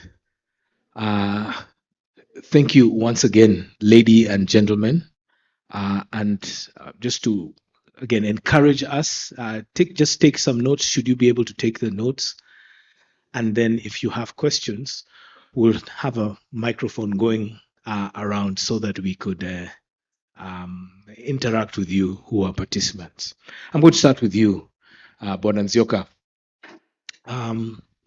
Industry players are participating in cybersecurity information framework, and so what is industry players or companies like Cisco doing with what we are introducing on this topic? If you could just open this conversation on that. Thank you. Yeah, sure. Thank you very much for the introduction. My name is Charles from Cisco. I know Cisco is known for routing and switching primarily because that's how Cisco started. But beyond that, in terms of security and even having conversations like the security framework, there's a lot of things that Cisco is doing, and I'll highlight a few. So for example, Cisco is participating in some of these, coming up with some of these frameworks, and then making sure that in any of the solutions that we're coming up with, we have in mind all these frameworks. Think about the industry standards like the NIST cybersecurity framework, ensuring that the whole portfolio is going in line with that. But also when it comes to being able to govern identity, being able to protect, detect, and respond, and help organizations in case of cybersecurity issues. When it comes to matters governance, so Cisco has been doing a lot of engagements, working with our different partners, as well as organizations like countries. So Cisco is a global technology company. And so Cisco has found itself sitting in meetings with governments, for example, and have conversations. What is it that needs to be done from a cybersecurity front? And specifically even here in our market here in Kenya, Cisco has been very actively involved in helping governments. There's an organization called Country Digital Acceleration within Cisco. And the mandate of this organization is to just help organizations, because we know as we digitize now, we were talking about security as the primary thing maybe 5 years ago, but right now the primary thing is artificial intelligence. And yet we find a lot of gaps in organizations, and especially public sector organizations. Yes. Private sector, they are very keen to invest, but governments are struggling even with investments, let alone now the technology itself. Is it a cost thing, or is it a posture thing? What I mean, I know you're speaking for a whole global company, but what do you think it would be? I'd say it's a cost, but also a cultural thing. Okay. Because we have governments elsewhere, that cost is not a problem. But there still remains a huge disparity between public sector and private sector, where Yeah. private sector is very quick to adopt new technologies. But in governments or in public sector, there's a lot of policies, a lot of bureaucracy in terms of who needs to own the project, what signatories need to be there. But private sector, because they're only making the decision as a single entity, then they are very quick to adopt some of these new technologies. Okay. So what Cisco is doing, like here locally, we've established a cybersecurity center. It's in the University of Nairobi Chiromo campus. Mhm. So it's fully equipped with Cisco technology. There's a Cisco person that sits there. And so we've been trying to work with the entities like... This is at Chiromo campus? Yes, it's in Okay. Chiromo campus. Mhm. And we've been working with entities like, especially in public sector, ICT Authority, the Mhm. teams have been there many times, just to enable them and to open up their minds to what possibilities are there. Okay. So Cisco is supporting not just on the technology itself, but such investments to help countries, but also having those conversations to help companies understand what's happening and even offer guidance, because we're able to have specialists and share this information because we have experience from working with other organizations throughout the world. Okay. Andy, I just want to capture on part of what you said. And again, the thing that provoked during a break were some people saying, why would an organization like yours give something out free? What is in it for you? How is that going to begin to engage the public in cybersecurity? But here's why I'm asking it, Kenya's strategy calls for tighter coordination. And so there are different industry players who want a shared centralized portal when it comes to cybersecurity. But why would you give something free? What is in it for you? Yeah, so a couple of questions there, really. So I'll answer the why for free, because it helps everybody, really. We're trying to make the internet a safer place. So we're trying to secure the whole of the internet for the greater good, for public benefit. So it really is about doing this for the right reasons, so we can all live, work, play safely online, and reduce the threat from cyber criminals, state actors, all the stuff we see every day in the news, all the bad news stories we see pertaining to the internet and our use of internet, mobile connectivity. It's in nobody's interest other than the bad guys. So we're really doing this for public benefit. And it is being funded by governments because they see the benefit. If we can do this at scale for free, it will have massive impact in terms of resilience. And that impacts people's day-to-day lives, their jobs. We're seeing companies every day, companies going bankrupt because of cyber attacks. We're seeing people losing jobs, people getting scammed out of money. So it's just really, it's the right thing to do. It's as simple as that. It's the right thing to do. It's a very small organization. We've got 30 people working for Shadow Server, people like myself who are doing this because they feel it's the right thing they want to do. I'm at the end of my career, so I can't think of, I could have gone and worked commercially, for a commercial company, made more money maybe, but I'd rather do this because it's really impactful and it makes sense. Now, in terms of coordination, you mentioned coordination is key, and collaboration and international collaboration and coordination are very important in cybersecurity because, as we often hear, it's a borderless crime, borderless issue. It affects everybody. So I think, the government of Kenya is right that we need good coordination. But, as my colleague said just now, bureaucracy can sometimes get in the way of that. And, vested interests of individual organizations.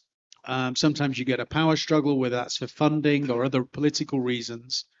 So if we can break that down, make it more agile, but more collaboration and cooperation is key to any successful cyber venture. So yesterday we had government here And the posture here is, and the question we had was trust, a trust issue. And we're talking about public participation. That's what this is all about.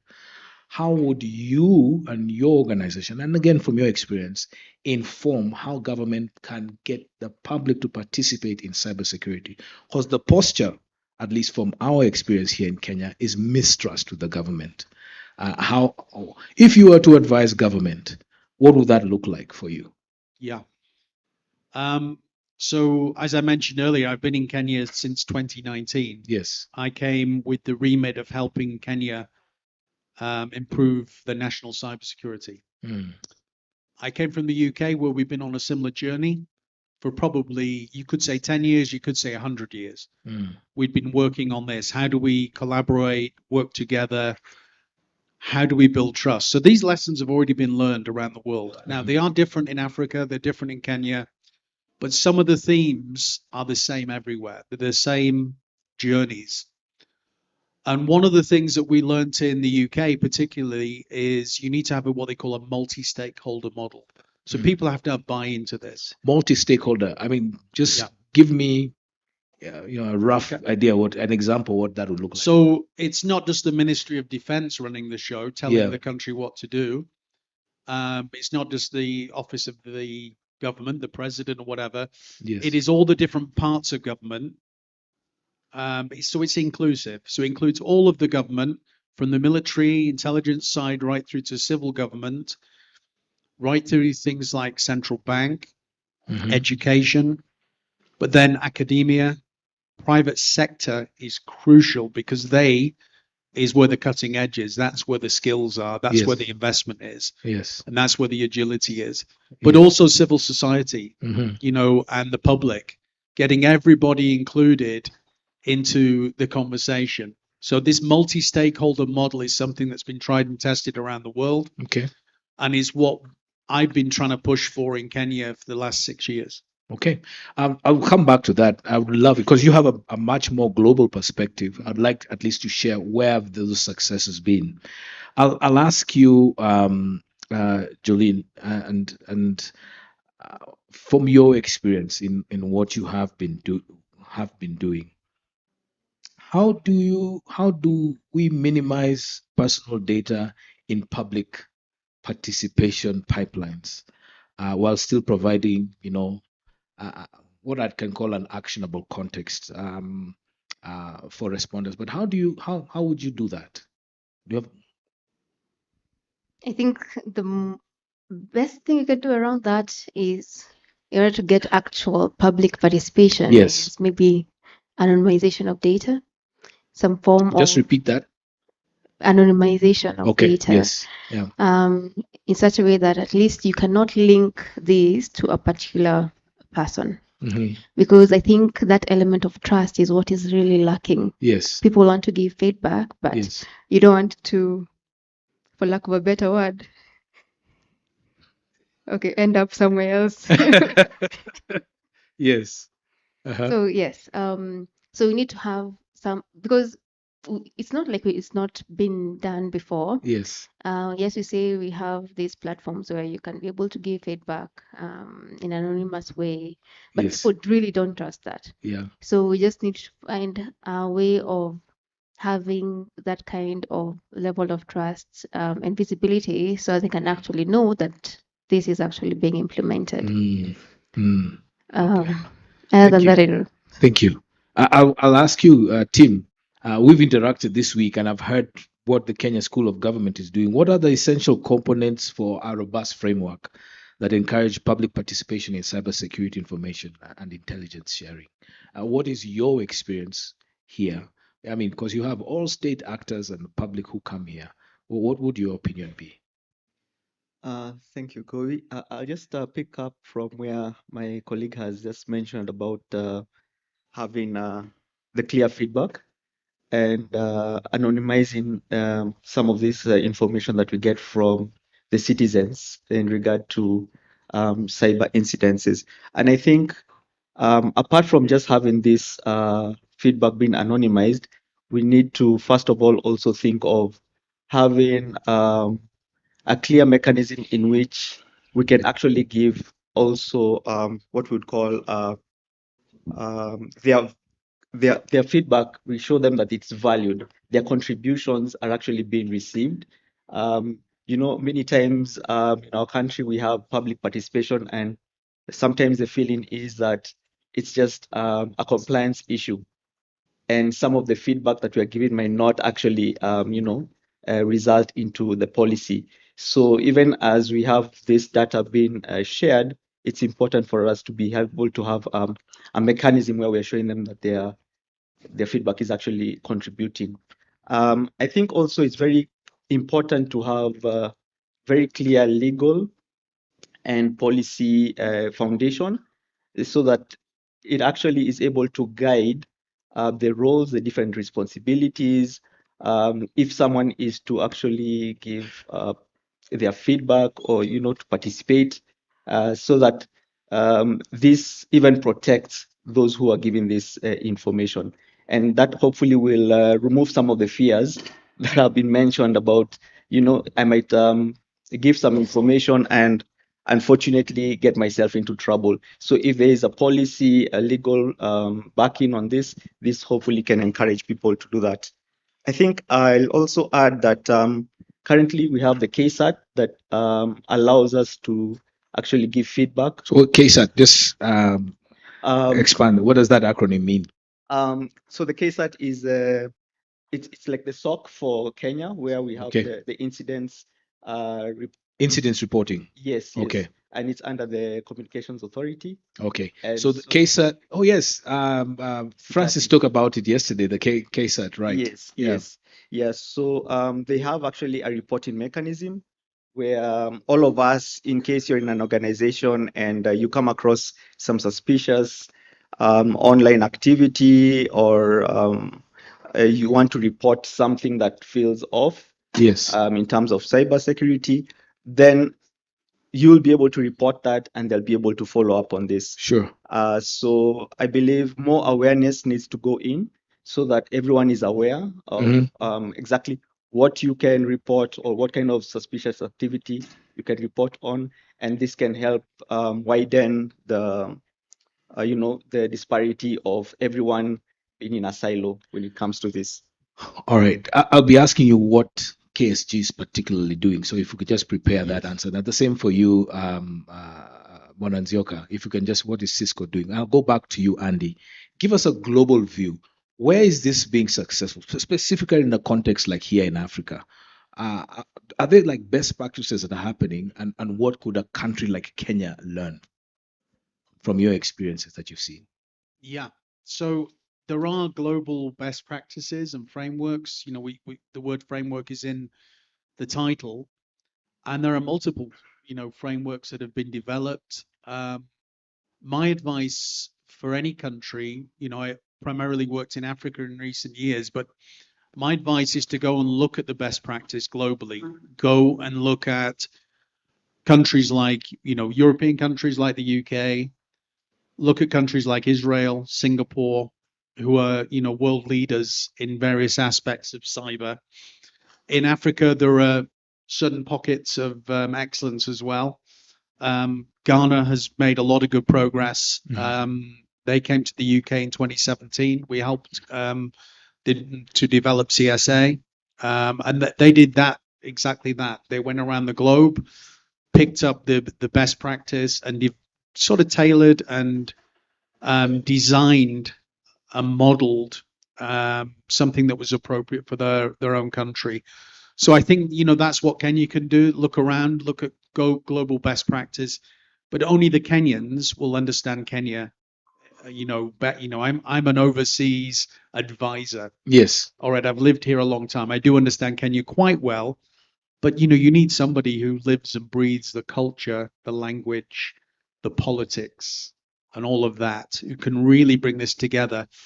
But the one thing you always need is political leadership. You need somebody at the top who is going to get that political buy-in that will make this happen. That's often the single most difficult problem in a country, is getting that political leadership and buy-in to make things happen. Okay, thank you.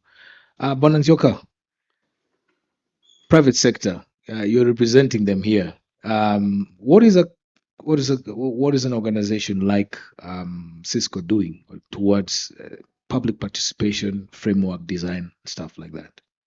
Mhm. So, like you're saying, it's a private organization, and so even though we may not be at the forefront, the front line of these public engagements, Yes. at the back end, there's a lot of things that are being done. I think one of the things that Cisco has continuously done is realize the need for enablement, and this is digital skills enablement. Okay. Because in Kenya, as much as we're technically more enabled as compared to some of our neighboring countries, there's still a huge gap. A lot of people have exposure to technology, but that's just X and TikTok, and that's about it. Yeah, right? I don't know, you weren't here yesterday, but the cybersecurity secretary and the ministry said that there was a 10,000 gap. They need at least 10,000 people added into the industry annually. So this is what you're talking about. Exactly. This is what Yes. I'm talking about, because we realize that as much as there's fiber rollout and internet accessibility across the organization, this is not really feeding into the conversation that we're having today. Yeah. And so after identifying that gap, the thing that Cisco has been doing is provide courses that are curated to enable people, just the basics, understand, for example, what is cybersecurity? What is the internet? Just how does internet work? Because many people will just get their phone, buy bundles, and get to the internet. They have no idea what's happening. And that's why even at times when someone is asked to provide feedback on something, They don't know how. they don't know how. Or they don't know what. They don't know what. And even though some of it, there may be some platforms that enable anonymization, like Joylene was mentioning, but people don't understand how this technology works. So someone will still think they are going to know that it's me. Okay. So passing on these skills is very important. And Cisco is doing this in many ways. For example, through our networking academies that are rolled out across with partnerships with many universities. But beyond this, just online. If you go to netacad.com or Skills for All, Cisco is having very nicely curated courses that anyone can take across all levels. It's not just students, but even people who are already experienced, and not just in technology, but people in all departments. Now, we understand that by doing this, as long as people understand what technology is and even how to use it in a responsible way, if I'm told to give feedback, then I have an understanding whether this is actually anonymized platform or not. Okay. So we know that as much as we can play that role and enable people with these digital skills, it plays a part in enabling them participate. All right. Jolene, let me be a bit more practical and then we can open up for questions if any of you have questions here. Jolene, I'm going to try and be practical here. Let's go beyond, awareness, posters, PDFs, memes, all that in itself. If we give you, because you build frameworks, all right? So if I gave you 1 billion, you see, I was seeding you an idea during the break. So if we gave you 1 billion, all right, today, as Andy has said, you have an enabling environment and you're given the resources. What would you build to mobilize Gen Z? These are our digital natives to be our first responders in this particular digital volunteers. What would you do, with that resource and with that political goodwill, administrative goodwill? If we just gave you the resources and you do that, just go to town, explain what you would do. Okay, I'm not being a politician, but the first thing is I would not steal. Yes, there needs to be some level of, like knowing that this will actually be used to deliver. Yes. We need to remove that culture of, in Africa where It's we our time to always eat. it's my time to eat, exactly. Yes. Yeah, but first of all, it would be representation. So what do you They mean? would be part of the discussions. Put that in that, how would that look? How these young people show up? They are our first responders. You want to make them first responders, and you want to be digital volunteers in some way. So what does that look like? I don't know if it's just me, but I feel like in some committees or in some commissions, Yes.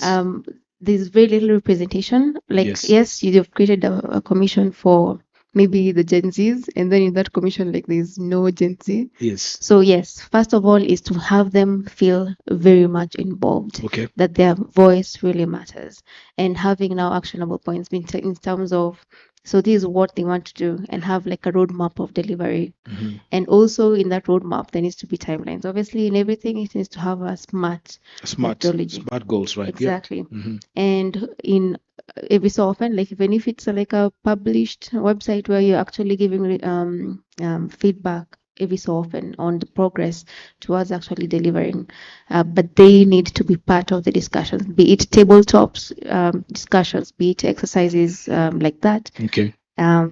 That's where my funding would go to. Okay. Actually getting the data and actually digesting that data in a way that will actually work for the people. No misinformation marshals. You won't work on that. I Campus SOC labs. Do you think that is going too far? think that's going too far You will start at the grassroots. at the grassroots. Yes, Okay. Andy, just me. Andy, what do you think? You have a practitioner on the ground. You are the policy. Here's somebody on the ground who's been there. How do you respond to that? Yeah, I think that's a good approach. Yeah, I think grassroots, get in the grassroots, have a conversation, use that platform, to be informed from that. But, make sure that if we go back to this multi-stakeholder inclusivity, Yeah. everybody needs to be part of the conversation and then part of that solution. Okay. So I think that's a really good way to approach it. Okay. Yes, go ahead. Go ahead. Do we have any questions as we're going? Any hands, any questions that we have that you're thinking about before we go? Okay, I've seen the hand there. We'll be coming to you shortly. Thank you. Go ahead, Jolene. Maybe I have a question for Andy. I feel like sometimes we give too much money into some of these frameworks building, but should it be that expensive really? So yeah, funding is we could probably spend a whole week talking about money.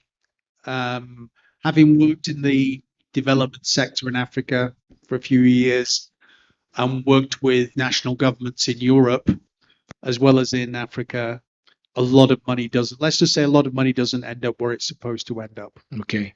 Like if you were to have a threshold Yeah. of 100, 0 to 100, how much really gets to the activity in itself, in your estimation? Honestly, Yeah. 5, 10. 5-10%. And this is not just, people eating. This is also just bureaucracy.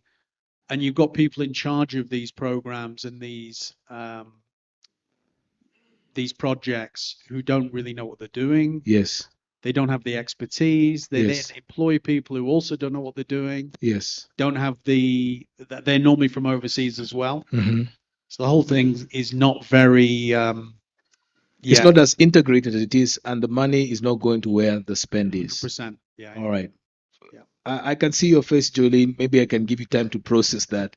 But we have, I would say, a public sector player here, and who's also part and parcel of putting this whole event together. How does an organization like KSG contribute to building such a framework and fostering public participation? All right. Thank you, Joy. First of all, I hope most of us know that the school is actually the capacity building arm. Say that again loudly so guys can hear. So we are actually mandated to build capacity within the public sector. So one of the things we do is from number one is coming up with curriculum. And when we develop the curriculum, it's based on the needs. And one of the needs is these emerging issues that are coming up because technology is very dynamic. So when you have cybersecurity issues, this ends up being a need ends up having a curriculum developed on this issue. And eventually, we do have a program that is rolled out to the public sector. At the moment, we have, I think it was mentioned earlier, we have been in collaboration with several stakeholders, including the Ministry of ICT. We have some donors who also are on board. Microsoft is one of our partners. And from some of the needs that we have been able to get from the public service is that there was need for us to be able to come up with a program, especially one with these emerging technology issues. And we actually were able to develop this curriculum. Okay. So we have actually delivered, we've rolled it out. By the end of this year, we'll have about 10,000 trained public service servants on this. And then very quickly, I just mentioned, we also conduct research, and most of the feedback from this research ends up advising policy, advising government. And so you find when we're talking about issues of public participation, especially everything we've mentioned here, essentially, is something that eventually can now reach government policymakers and be integrated into what is done. Finally, which is more or less what I've just mentioned, is just beefing up what Andy said about having everyone on the table, all stakeholders, not just government alone, but we have the academia, we have the industry, which is the private sector, we have civil society, and collectively, all of us, with all our strengths, definitely can be able to achieve this, All this right. agenda. Thank you. We have a question on that, and please say your name and then your question. If you want to direct it to somebody, it's also okay. Well, anyone can comment Sure. on this. Yeah. My name is Martin. I'm from Zambia. Well, when I was thinking of this, I think people have already commented on this, but I'll still ask the question. We are talking about a multi-stakeholder environment, and as we try and formulate this framework, our end game is public participation. Now, for things to move, we need a driver. Is it going to be the public sector? Is it going to be the government? Who is best suited to drive this to work? Good question. Good question. Do you have another question? Or that's it? That's it for now. All right. Who'd want to take that? Who'd want to take that? Andy, you want to take a stab at that? Yeah. Then we have a question right back over there and one over here. All right. Thank you. One there and one here. All right. Andy, you want to take a stab at that? So I think who drives this, it's like many things in life. Necessity is the mother of invention. So why are we doing this? Why, we're talking about cyber and digital.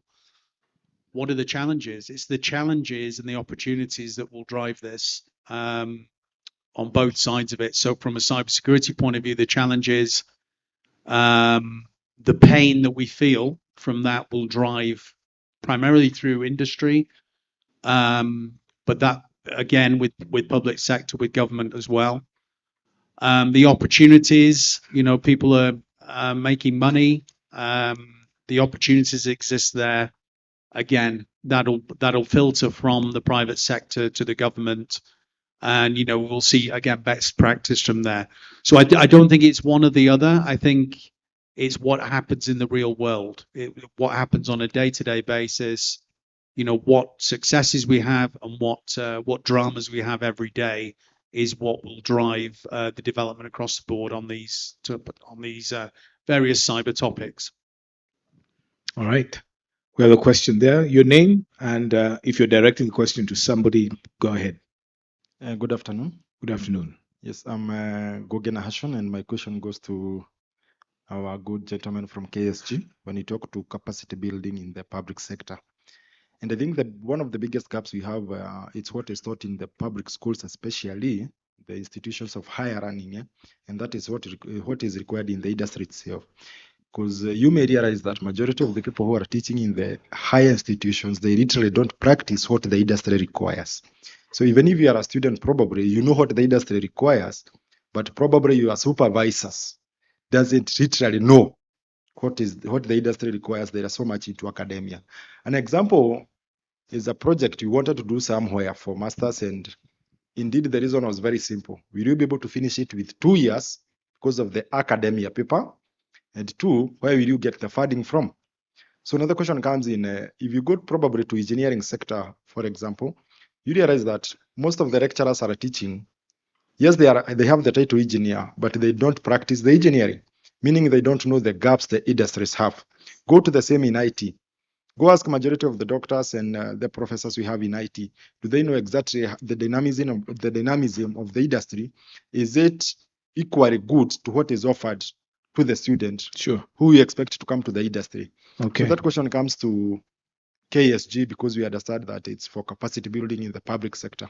Thank you. I would, Ngugi, I would even say we have two industry players here. There's Nzioka here, and there's also Joylene. And again, from my experience, she's been with big tech also.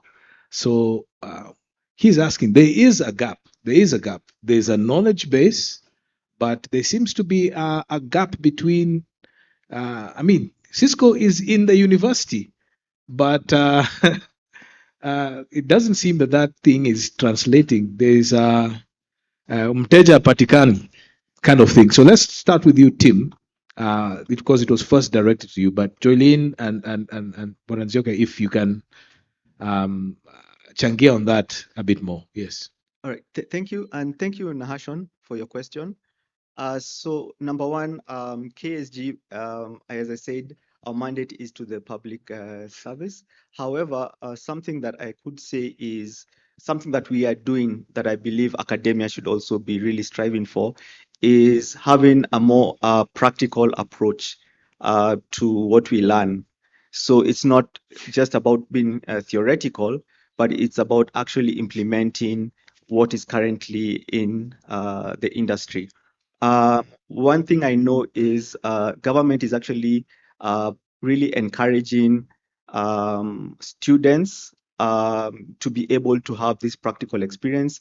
You have many instances where we have internships and attachments, like the public PSC, I believe, ICTA also offers different opportunities for students to be able to be attached to ministries and even agencies of government, basically, to be able to put their theory into practice. But most essentially is the need for that review, continuous review. We're all in ICT. Right now, we're talking about generative AI and things like that. We don't know what next year will be. So if you have a curriculum in university that is not adapting to the changes, then you're churning out students who essentially are not going to be ready to face what is actually on the ground. So that's what I can say. Maybe my colleagues can also chip in. Yeah. I think when Nahashon was asking the question, it made me remember a few years back when I was in university. And I think in first year we were being taught Pascal programming language. And Pascal programming language was developed in 1968. So you can imagine how outdated that was. But we still had to be taught because it's one of the units that have been put there for students in IT. We now have AI. We don't even need to learn that. That's the thing. That's the thing. And it made me now, when he was asking, it made me think, why were we being taught that? Because that time we already had even Python out and other modern programming languages. And it's really begs a question on these public and private partnerships. Because initially, I think from KSG, he mentioned that they're doing something with Microsoft. Because Microsoft is they're the ones who know what the industry is doing right now and what even is going to happen in the next few years. Cisco, we know what's happening. We know what skills would be needed in the next number of years. Today, I'll tell you an experience. We go to universities, and one of the things that we do is try and integrate the courses we offer into the curriculum. In the curriculum. Yeah. In private universities, that is taken up very well. In a way that, take an example, CCNA course, which has skills in security, networking, and even some programming. It's integrated into the curriculums in a way that by the end of 3 years, a student has all this knowledge, but it's broken down and integrated into that. Now take this to a public university. But you already have your foot in the door with the public institutions. That's the thing. And as we've heard what Andy has said, there's a place we just need to scale. So I can go to a private university that has 3,000 students. But you go to a University of Nairobi who has 60,000 students. I mean, and you already have your foot in the door. Is there a way you can use your muscle, kidogo, or an incentive to get them to get their act together? Because as Andy has said, this thing needs to be scaled. And our security needs as a country are vulnerable, especially now with this digital native generation coming. Yeah, I think what you're mentioning is actually not a challenge. The challenge is now with the institutions themselves and the culture that is there. Like he's saying, some of the people teaching this have taught it for the last 15 years. They're not really willing to change and learn something new, because what's going to happen is that they might even be replaced by someone else who has this new skill. So it's more of a culture thing. As an incentive, the courses that are offered by Cisco, the whole curriculum is actually given free of charge to the institutions. Yes. And even specialists, people from the education sector who know and even can offer advice on how to integrate it, how to break it down, to introduce it at what level. So all this is being done. Okay. But so I think, according to me, it's more of a cultural thing that really needs to be addressed. So that as we offer courses, we're not just offering a degree in IT, but it's IT that is integrated with all the most recent technologies. I don't know, Joy, what you think. Jolene, I'm itching to ask another question, but you just finish it. But just continue. Go on. Yeah. So I think the main challenge has been mainly also with the public universities. And I was in Microsoft for several years. And one thing that we actually did was, still continuing, is curriculum review. So but this needs to come also from the top top down. Yes. Because otherwise, the lecturers, they won't update the same curriculum that they were teaching 20 years ago is what they will be teaching. And they also, they say that what you learn also in school is like 20% of what's actually needed in the industry. So you can imagine now you're just taking you 20% and you're going to the industry, and it's irrelevant stuff. So yes, more and more institutions need to be able to partner with the private sectors Yes. to adapt their curriculum to what is actually needed in the industry. And as well as having guest lecturers, so you can bring in experts, like a day in the life of a You software bring an engineer. Andy to teach. Yeah. Yes. So they can be able to ask all the questions, like what it pertains for me to actually thrive in that particular field. Okay. All right. Can I add a question? So what incentives would you give to, in my place, people who can actually accelerate the adoption of public participation? And we have identified right now the public institutions. In your mind, in your thinking, what incentives could there be? And maybe Tim, you could also changia on this one. What incentives do you think we could give? What would come? Does anything come to mind? Anything? Tim, Jolene? I think before There's a mic there, but we haven't forgotten your question. The question over there, we haven't forgotten. I haven't forgotten you. All right, Yeah. go ahead. Just quickly, what I had mentioned is, where we have this feedback, having a loop, being able to show them their contributions have actually been received. Yeah. And in some cases, we can even reward them.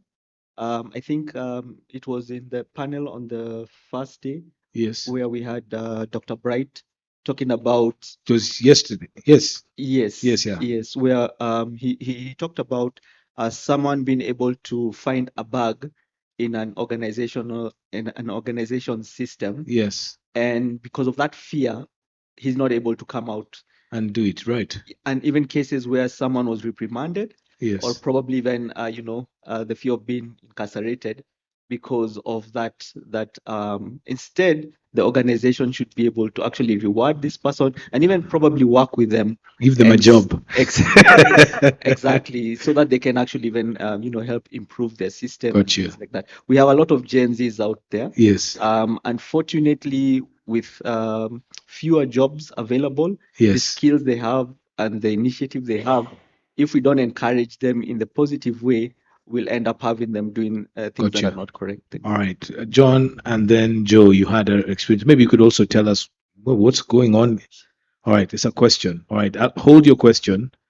Are you participating to the incentives? The question asked. Participating. Okay, Yes. you're not asking a question. No. Okay, go ahead. I think one of the greatest challenges we have in the industry, whereby most of you seated there are representing the industry, is because the industry is selfish. They don't create the opportunity for the guys looking for the jobs in the academia. So as CyberPro, what we've done is we created a platform whereby the students post their qualifications on the platform, and the job seekers, the employers post their requirements on the platform. And working with 4 universities in Kenya, we've seen a diverse kind of a relationship building whereby the employers think, we can get a good student here because we can get a good employee here because this is a good opportunity. And then also, the students think the employer who posts there is also a reputable company to work with. There must be a place we have to create for the tipping point where these guys come together and they negotiate something. But if we say we're just going to stay the way we are, put the rules, be punitive on the rules, say these guys didn't study, doesn't have a job, we'll never move forward. Of course, I would share with you the link, but most of you are hackers, so I will not tell you anything until you follow up with me. Thank you. All right. Selfish is a strong word, but it's that's all right. We'll have the gentleman who had his question, his hand up for a while. We'll have two. No, he already has a mic. He already has a mic. Then we'll come to you. That question, then you. Then please let's prepare for our closing remarks, panelist Afadhali. All right. Yeah. Your name and if you're directing the question to any particular person, is okay. I'm called Pius Ndaulamatov from Uganda Communications Commission. And I'm not pointing the question to anyone in particular, but I think anyone there. But I would prefer someone in government probably can address it. So my analysis is that we are putting a lot of efforts on addressing cyber challenges at the tail end. And I have a challenge with that because it's like we are trying to address the disease when it's already in the advanced stages. It's like we are addressing a cancer that is stage 4. So where I come from, I don't know about Kenya, but Uganda, where I come from, I think 54% of the people that join primary school make it past primary, meaning around 48%, 46 never make it past that stage. I don't know if it's the same case here, but then if you refer to Andy's analysis that Africa's security challenges are unique, most of them are coming from Android devices, if you do that analysis. Now, the efforts we are putting in are targeting people that have got an opportunity to go past a certain stage. Cybersecurity is a culture. It's not about, let's forget about the person who is on the perimeter, who is configuring a firewall and all that. It's more of a culture, something that you live on a daily basis. Cybersecurity is a people thing. Yes. Yes. So this primary child who is not going to make it to go past secondary school or past university to get a chance to do engineering or IT or any other course where there is some sort of cyber awareness, where are we leaving them? Don't you think we should refocus our energies to changing curriculum from the ground levels? Because what you need to tell a child that you should not click on a link that any link that comes to your phone or something. You do not need to wait for them to reach university to tell them that. They are going to stop at a lower level, get hold of a device and use it on a daily. They may never get a chance to come to KCG for a short course or anything. And these are the people that are using these devices on the largest scale. Point taken. Point taken. He is saying we are possibly having conversations here, stratosphere, but qua ground, they are the ones who use these devices. They're the ones who do this, and maybe that is where we're most vulnerable. So let me throw that to government players or government partners. So that probably is you, Andy, and also you, Tim.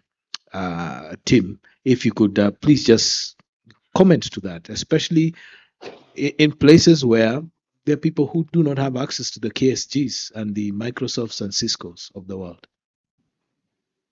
Thank you, Goi, and thank you, brother, for that. I do agree a lot more needs to be done in terms of awareness from the grassroots and from the earlier ages.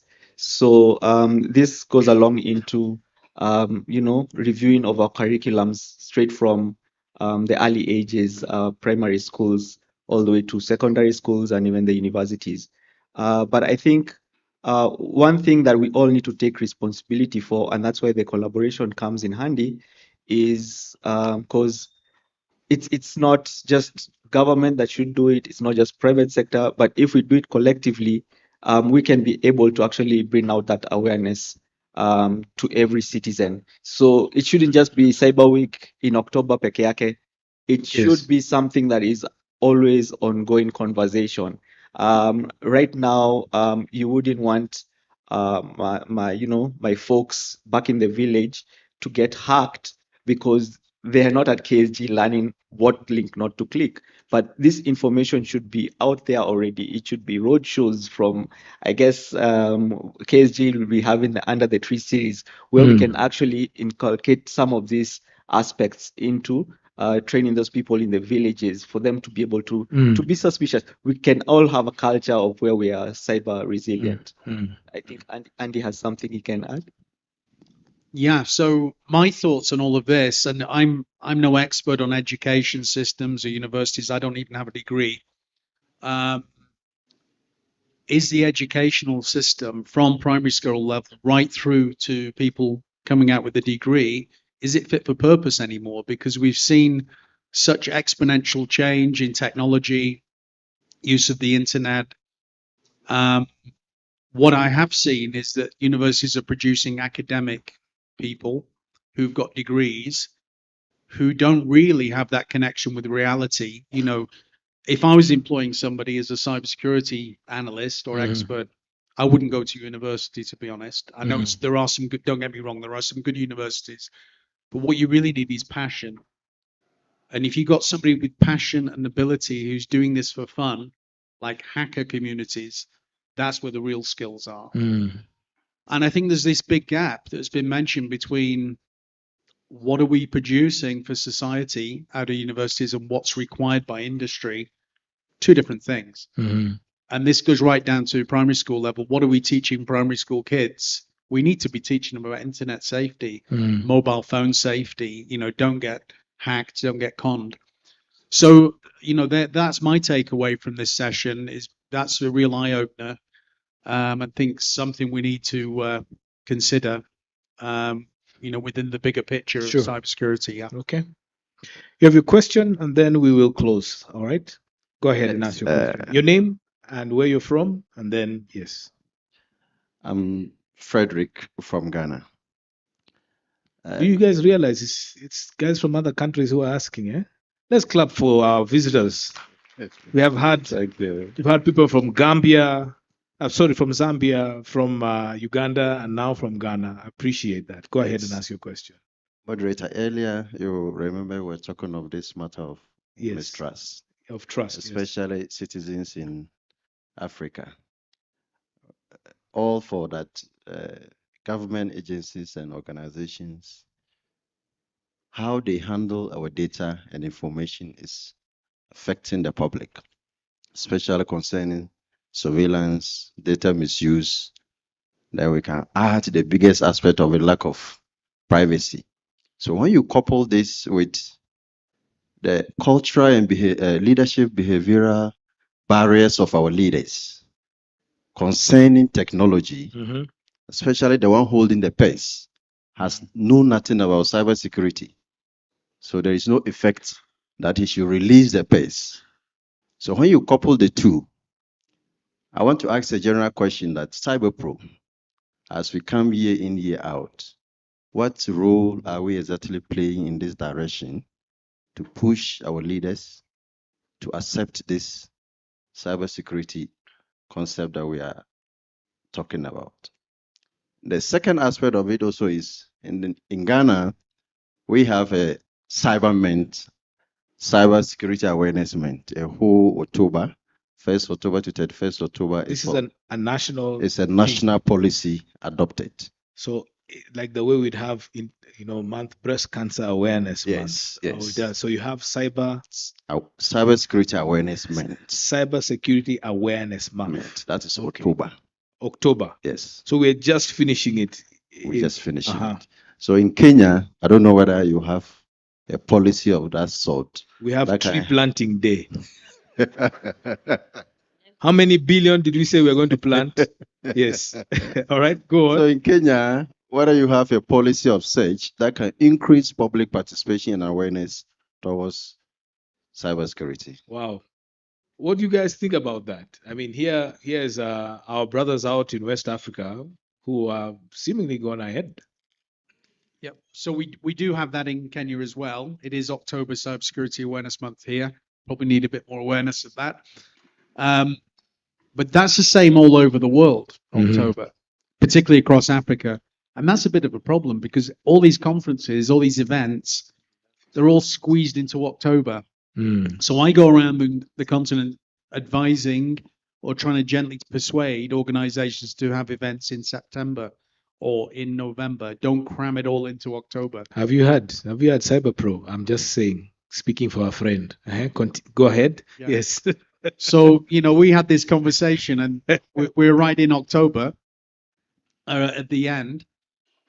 It's a good thing, but it's also been a bit of a victim of its own success. So I think, it's not just 1 month, it is the whole year that somebody said. We need to be having awareness the whole year round. Yes, that's what our brother from Uganda had said, Exactly. right? Yeah. Okay. Any closing remarks from our participants here? Question. Oh, there was a question. Of CyberPro. CyberPro. The role of CyberPro. All right. Maybe CyberPro can and please take this seriously because here's a question. Next year, when we come for CyberPro, Cyber Week 2026, what actionable things do we think we can be able to do? And the things that we have been doing over here, what is the substantive thing that we can be able to say we accomplished this in the past 1 year? I will just need first to check out the audience because I don't want to be arrested after this. We started in 2023, Cyber Week Africa 2023, Bridging Cyber Security Skills Gap. And the culmination of 2023 was building National Cyber Research Center at the University of Nairobi, which is active and running, ICRC. I think Dunstan should be speaking about this. 2023, these guys came. That's why they are on my case like this. Then they came again in 2024. They found that we have a training centers in 4 universities in Kenya, whereby we train over 25 students every cohort, which is running. That was birthed out of Cyber Week. And 2024-25, CyberPro was recruited to the National Security Council, which I don't know what they call it, but we are now members of the NC4, whereby we speak security of the nation. We've traveled over 15 countries in less than 1 year, and picky policy strategies for sitting in commissions with the Global Forum of Cyber Experts. We spoke in Ghana, spoke in Rwanda, we spoke in Switzerland, in Romania, as CyberPro, and many other things we are doing. We have a strategic plan to develop cybersecurity in Kenya and in Africa. As we are not looking at Kenya as the baseline, we are looking at Africa, and that's why you see many people coming from different countries. Yes. It's just some things are classified. And when I say classified, is the reason why we are picking a lot of stuff for what is happening with the Israel ecosystem. So let me stop you there. Yes. All right. Because now I feel like you're becoming like a preacher. Like a preacher. All Yes. right. So here's the question we're going to say. What do you think is important for us to know, all right, that we can know? Because if you start telling us other things, we are all going to be arrested here. No, I'm just kidding. But what do you think is important for us to know here moving forward? Cybersecurity is a lifestyle. Mm. You can't live without it. You can't ignore it. And no government can help you get beyond cybersecurity. Mhm. No government can help you. The power is in the academia. It's not in the government, because the academia will be the government tomorrow. Mhm. If we can sit on the academia, we can plant a strong foundation. If the government tells you the government will do it, the government would do it. The academia will do it, and the nation will do it. We start from the highest level, the universities, we come to high schools, we come to primary schools, and go to middle school. That's how it is going to work. There is no Okay. other way, and that's our vision. All right. Thank you. Closing remarks. Let's appreciate the participation from you guys over here. Closing. Oh, you had a question. Yes, my question. And I'm seeing another question.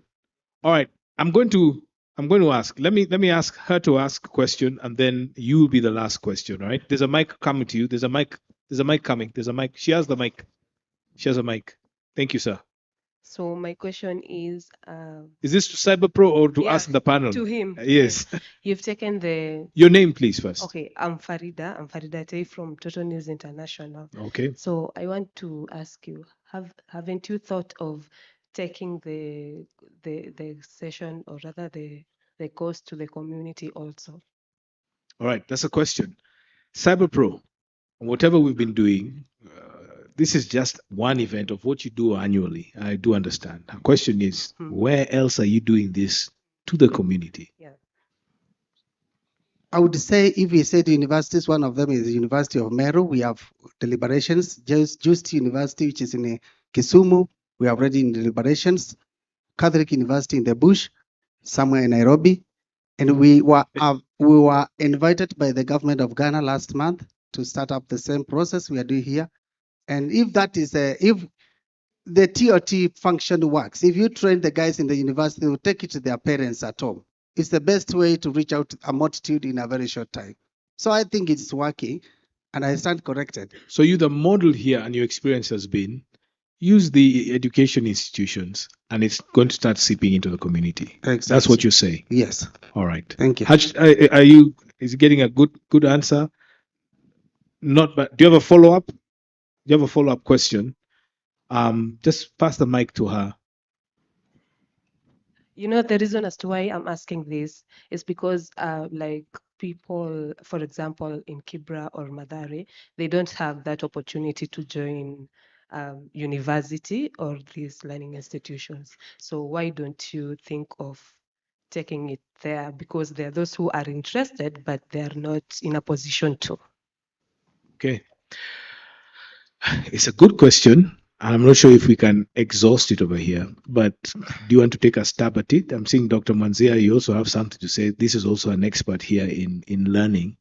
So maybe you could say this. You are experienced 15 years in this place. 35.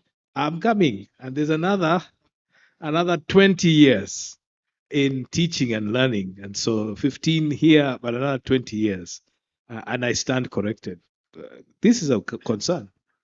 Thank you. Thank you. The question is around, how do we educate ourselves, both the Yes. academia and the Outside community? academia, the people don't have access to these institutions. Thank you very much. Those who were here on Monday during the opening session. At the hackathon, Professor yes. Nora Mohammed spoke about Under the Tree series program. And that is a program which is designed to reach out to those communities and constituencies that need to know about cybersecurity policies and other policies, but they have no access to The institutions, the right? institutions. Yes. And the model is that the institution, capacity building institutions and centers reach out to those people where they are. The Kenya School of Government is already doing that. Okay. And in partnership with CyberPro. CyberPro, yeah. And the Ministry and NC4 and other agencies. In Mhm. fact, we are using the national administration framework of the chiefs and assistant chiefs in Mhm. that program to reach out to these people, to know about these policies, to know about the dangers, the risks, and how they can be able to access the services. Yes. It's not just cybersecurity alone, but of course, so many other government policies and programs. And the idea is to re-engineer acceptability, ownership, buy-in, align the perspectives and thoughts so that nationally we are moving in a coherent way Yes. and in a sustainable way, Yes. and owning up and buying into the government policy Mhm. and systems that are helping us to become better. All right. The model of mainstreaming cybersecurity and ICT, the digital transformation in many other programs, so that even if you're learning leadership, there is the leadership required in cybersecurity. Mhm. If you are learning, say, for accounts, there is also the issue of the systems you're using becoming victims of cyber Yes. attacks. Yes. And so the school mainstreams, and somebody had talked about this amongst Yes. the It's Tim. panelists. Tim who spoke about it. Yes, Yes. Yeah. mainstreaming cybersecurity and that general information in all the programs so that the 100,000 officers who come to Kenya School of Government programs are also gaining awareness on these issues and how to go about them as they execute their roles. Somebody asked whether there is a policy framework within the education sector that Yes. is. I need you to Google because it is there and All right. approved 2021. It was our brother from Uganda who asked if there's a Yes. policy. Yes. If you Google, you will be able to get that framework and appreciate what is happening. When the academia do the research, they develop their advisories, and Kenya School of Government is part of this as our mandate. We carry out the research, we develop the recommendations, we submit them to the agencies, we work with them to develop the innovations and the solutions and the innovation, the information that need to be relayed Sure. to the various users. Thank you. So it's kind of an ecosystem of working which is informed by research, and there are different scenarios that could be developed as solutions to the different issues and challenges that are Dr. faced. Would you appreciate at least a genuine question? I think that's a fair question. There's not much awareness in this particular thing, and so maybe ask a question that I would say there's a place of us doing much better in creating Yes. public awareness about Yes, it. yes. Yes. Okay. Yes, that's the point. Yes. Thank Thank you. I'll have that last question from you before we close our session. We need to break to go for lunch. You'll be the last question before we close for the panelists. Yes. Thank you very much, moderator. My question is directly to Andy. Kenya has been a forefront of innovation and driving ICT in Africa. In my country, Ghana, when you speak about innovation and IT, we look out for Kenya as the first. I'm very passionate about AI. So if today we're going to develop a large language model for Kenya, and CyberPro, John, who is very passionate about cybersecurity for Kenya and Africa as a whole, has challenges with funding. And I hear Andy talked about so much funding he has for free stuff. Andy, can you support with the UK government to support CyberPro for development of LLMs. frameworks in Kenya and Africa and beyond? Andy, this question is for you. All right. Think about it carefully to answer. Well, thanks for the question. First of all, I don't represent the UK government anymore. I left UK government last year. So I'm an independent and I work for a non-profit. So we have no money. So I just get that out of the way first. Having said that, the UK government and other governments do have funding for digital development. And part of that is definitely AI. And there are teams at, FCDO, BHC Nairobi here, and also in Accra, BHC Accra. The German GIZ Development Agency, the EU and others. So there is funding there and available, but I'll go back to my point earlier. Is it going to reach the right people? Are they going to support the right events, the right training? And actually, what is the right answer? Do we even know when we talk about AI? So I can talk about AI in terms of machine learning from a decade or two ago. And the lead expert at NCSC in the UK a few years ago said, you know, this is nothing new really, machine learning. It's going to change at an exponential rate. But, you know, are we ready to really fully develop this? I don't know. I'm no expert on AI. What we're seeing is the use of AI.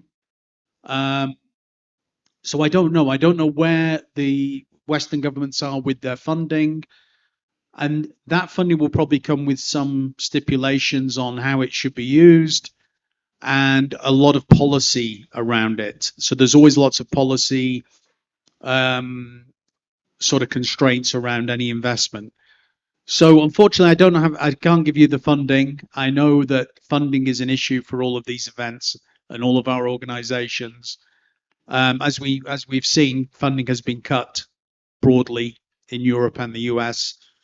So unfortunately, I'm unable to be very helpful with any answers. But let's see what happens. We live in interesting times, and I'm certainly interested to see how it's going to unfold over the next couple of years. Thank you. Tim, what are your closing remarks? Thank you, Gowi. My closing remarks is just to emphasize on the collaboration part of it. Mhm. I know John is very passionate about the academia, which is also very key. However, let's bring everybody onto the table. Sure. From government, the industry, Yes. academia, civil society, even religious organizations, so that this message is getting to everyone. Sure. Thank you. Mr. Nzioka. I think for me, I'd say closely related to his comments is take advantage of the provisions that are already existing. When it comes to cybersecurity, take it as a personal lifestyle and invest in yourself, invest in gaining the skills. We leave a responsibility to the institutions that we have, but as we've seen today, that there's still a gap and we may not have the most recent offerings there. But I know on the side, Cisco and many other organizations have courses, and some of these are free. So take advantage of this, equip yourself with the needed skills. If you are an organization, you can also talk to these organizations, these private organizations, the Ciscos, the Microsofts, the Googles, and ask them. You may be surprised that sometimes no one ever asked, but you only need to go post the question and say, how can you support us in this? And then these organizations will always find a way of supporting. Okay. Yeah. And Jolene, you'll have the final word here. Your closing remarks. I think for me, it's just as a challenge for my brother from Ghana here. Like, I think he's just asked many questions around what we're building for Africa, in Africa, for Africa. Maybe that's just a challenge for all of us because we are brilliant people. We shouldn't wait just to receive a lot of things. We can build our own things. We can build our own solutions, our own policies. You know, I wanted you to have the last word, but I want to say something. We are the land where the pyramids were built. Why can't we build things for ourselves? Thank you for that. With those closing remarks from Jolene and the panel, let's appreciate them. This was a good engagement. Let's do better than that. Thank you. Thank you very much. We shall be breaking for lunch right now. Those of you who are here today for the first time, and again, those of you who are online, thank you very much for being part and parcel of our sessions this morning. They have been running in time and on time. I'm proud to say that today because I have all the control. Yes. And from this point on, we'll be breaking up for lunch, but we will be resuming here at 2 p.m. sharp. At 2 p.m., we'll be resuming for our afternoon session, also an abbreviated one. And so for those of you who are online, you could also take a break. Join us again at 2 p.m. And for us, we will be having lunch. Those of you who are here for the very first time, if you exit here, the main entrance where you just came in into this building, turn left. As you walk down on that road, there'll be a parking lot on your left, but a building called Margaret Kobia. That's a Margaret Kobia dining hall. That is where your lunch will be served. You are free to leave at your leisure, but please do come here. We can start the afternoon session at 2 p.m. Thank you very much and have a good afternoon. Our camera person, please come and let's take a picture of the panelists here. Thank you.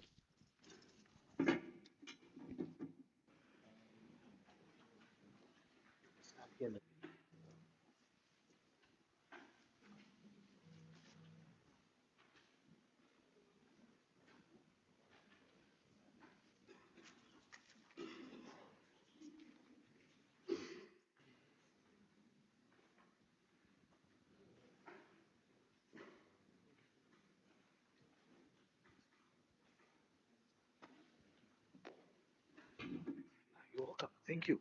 And you did good. Yes.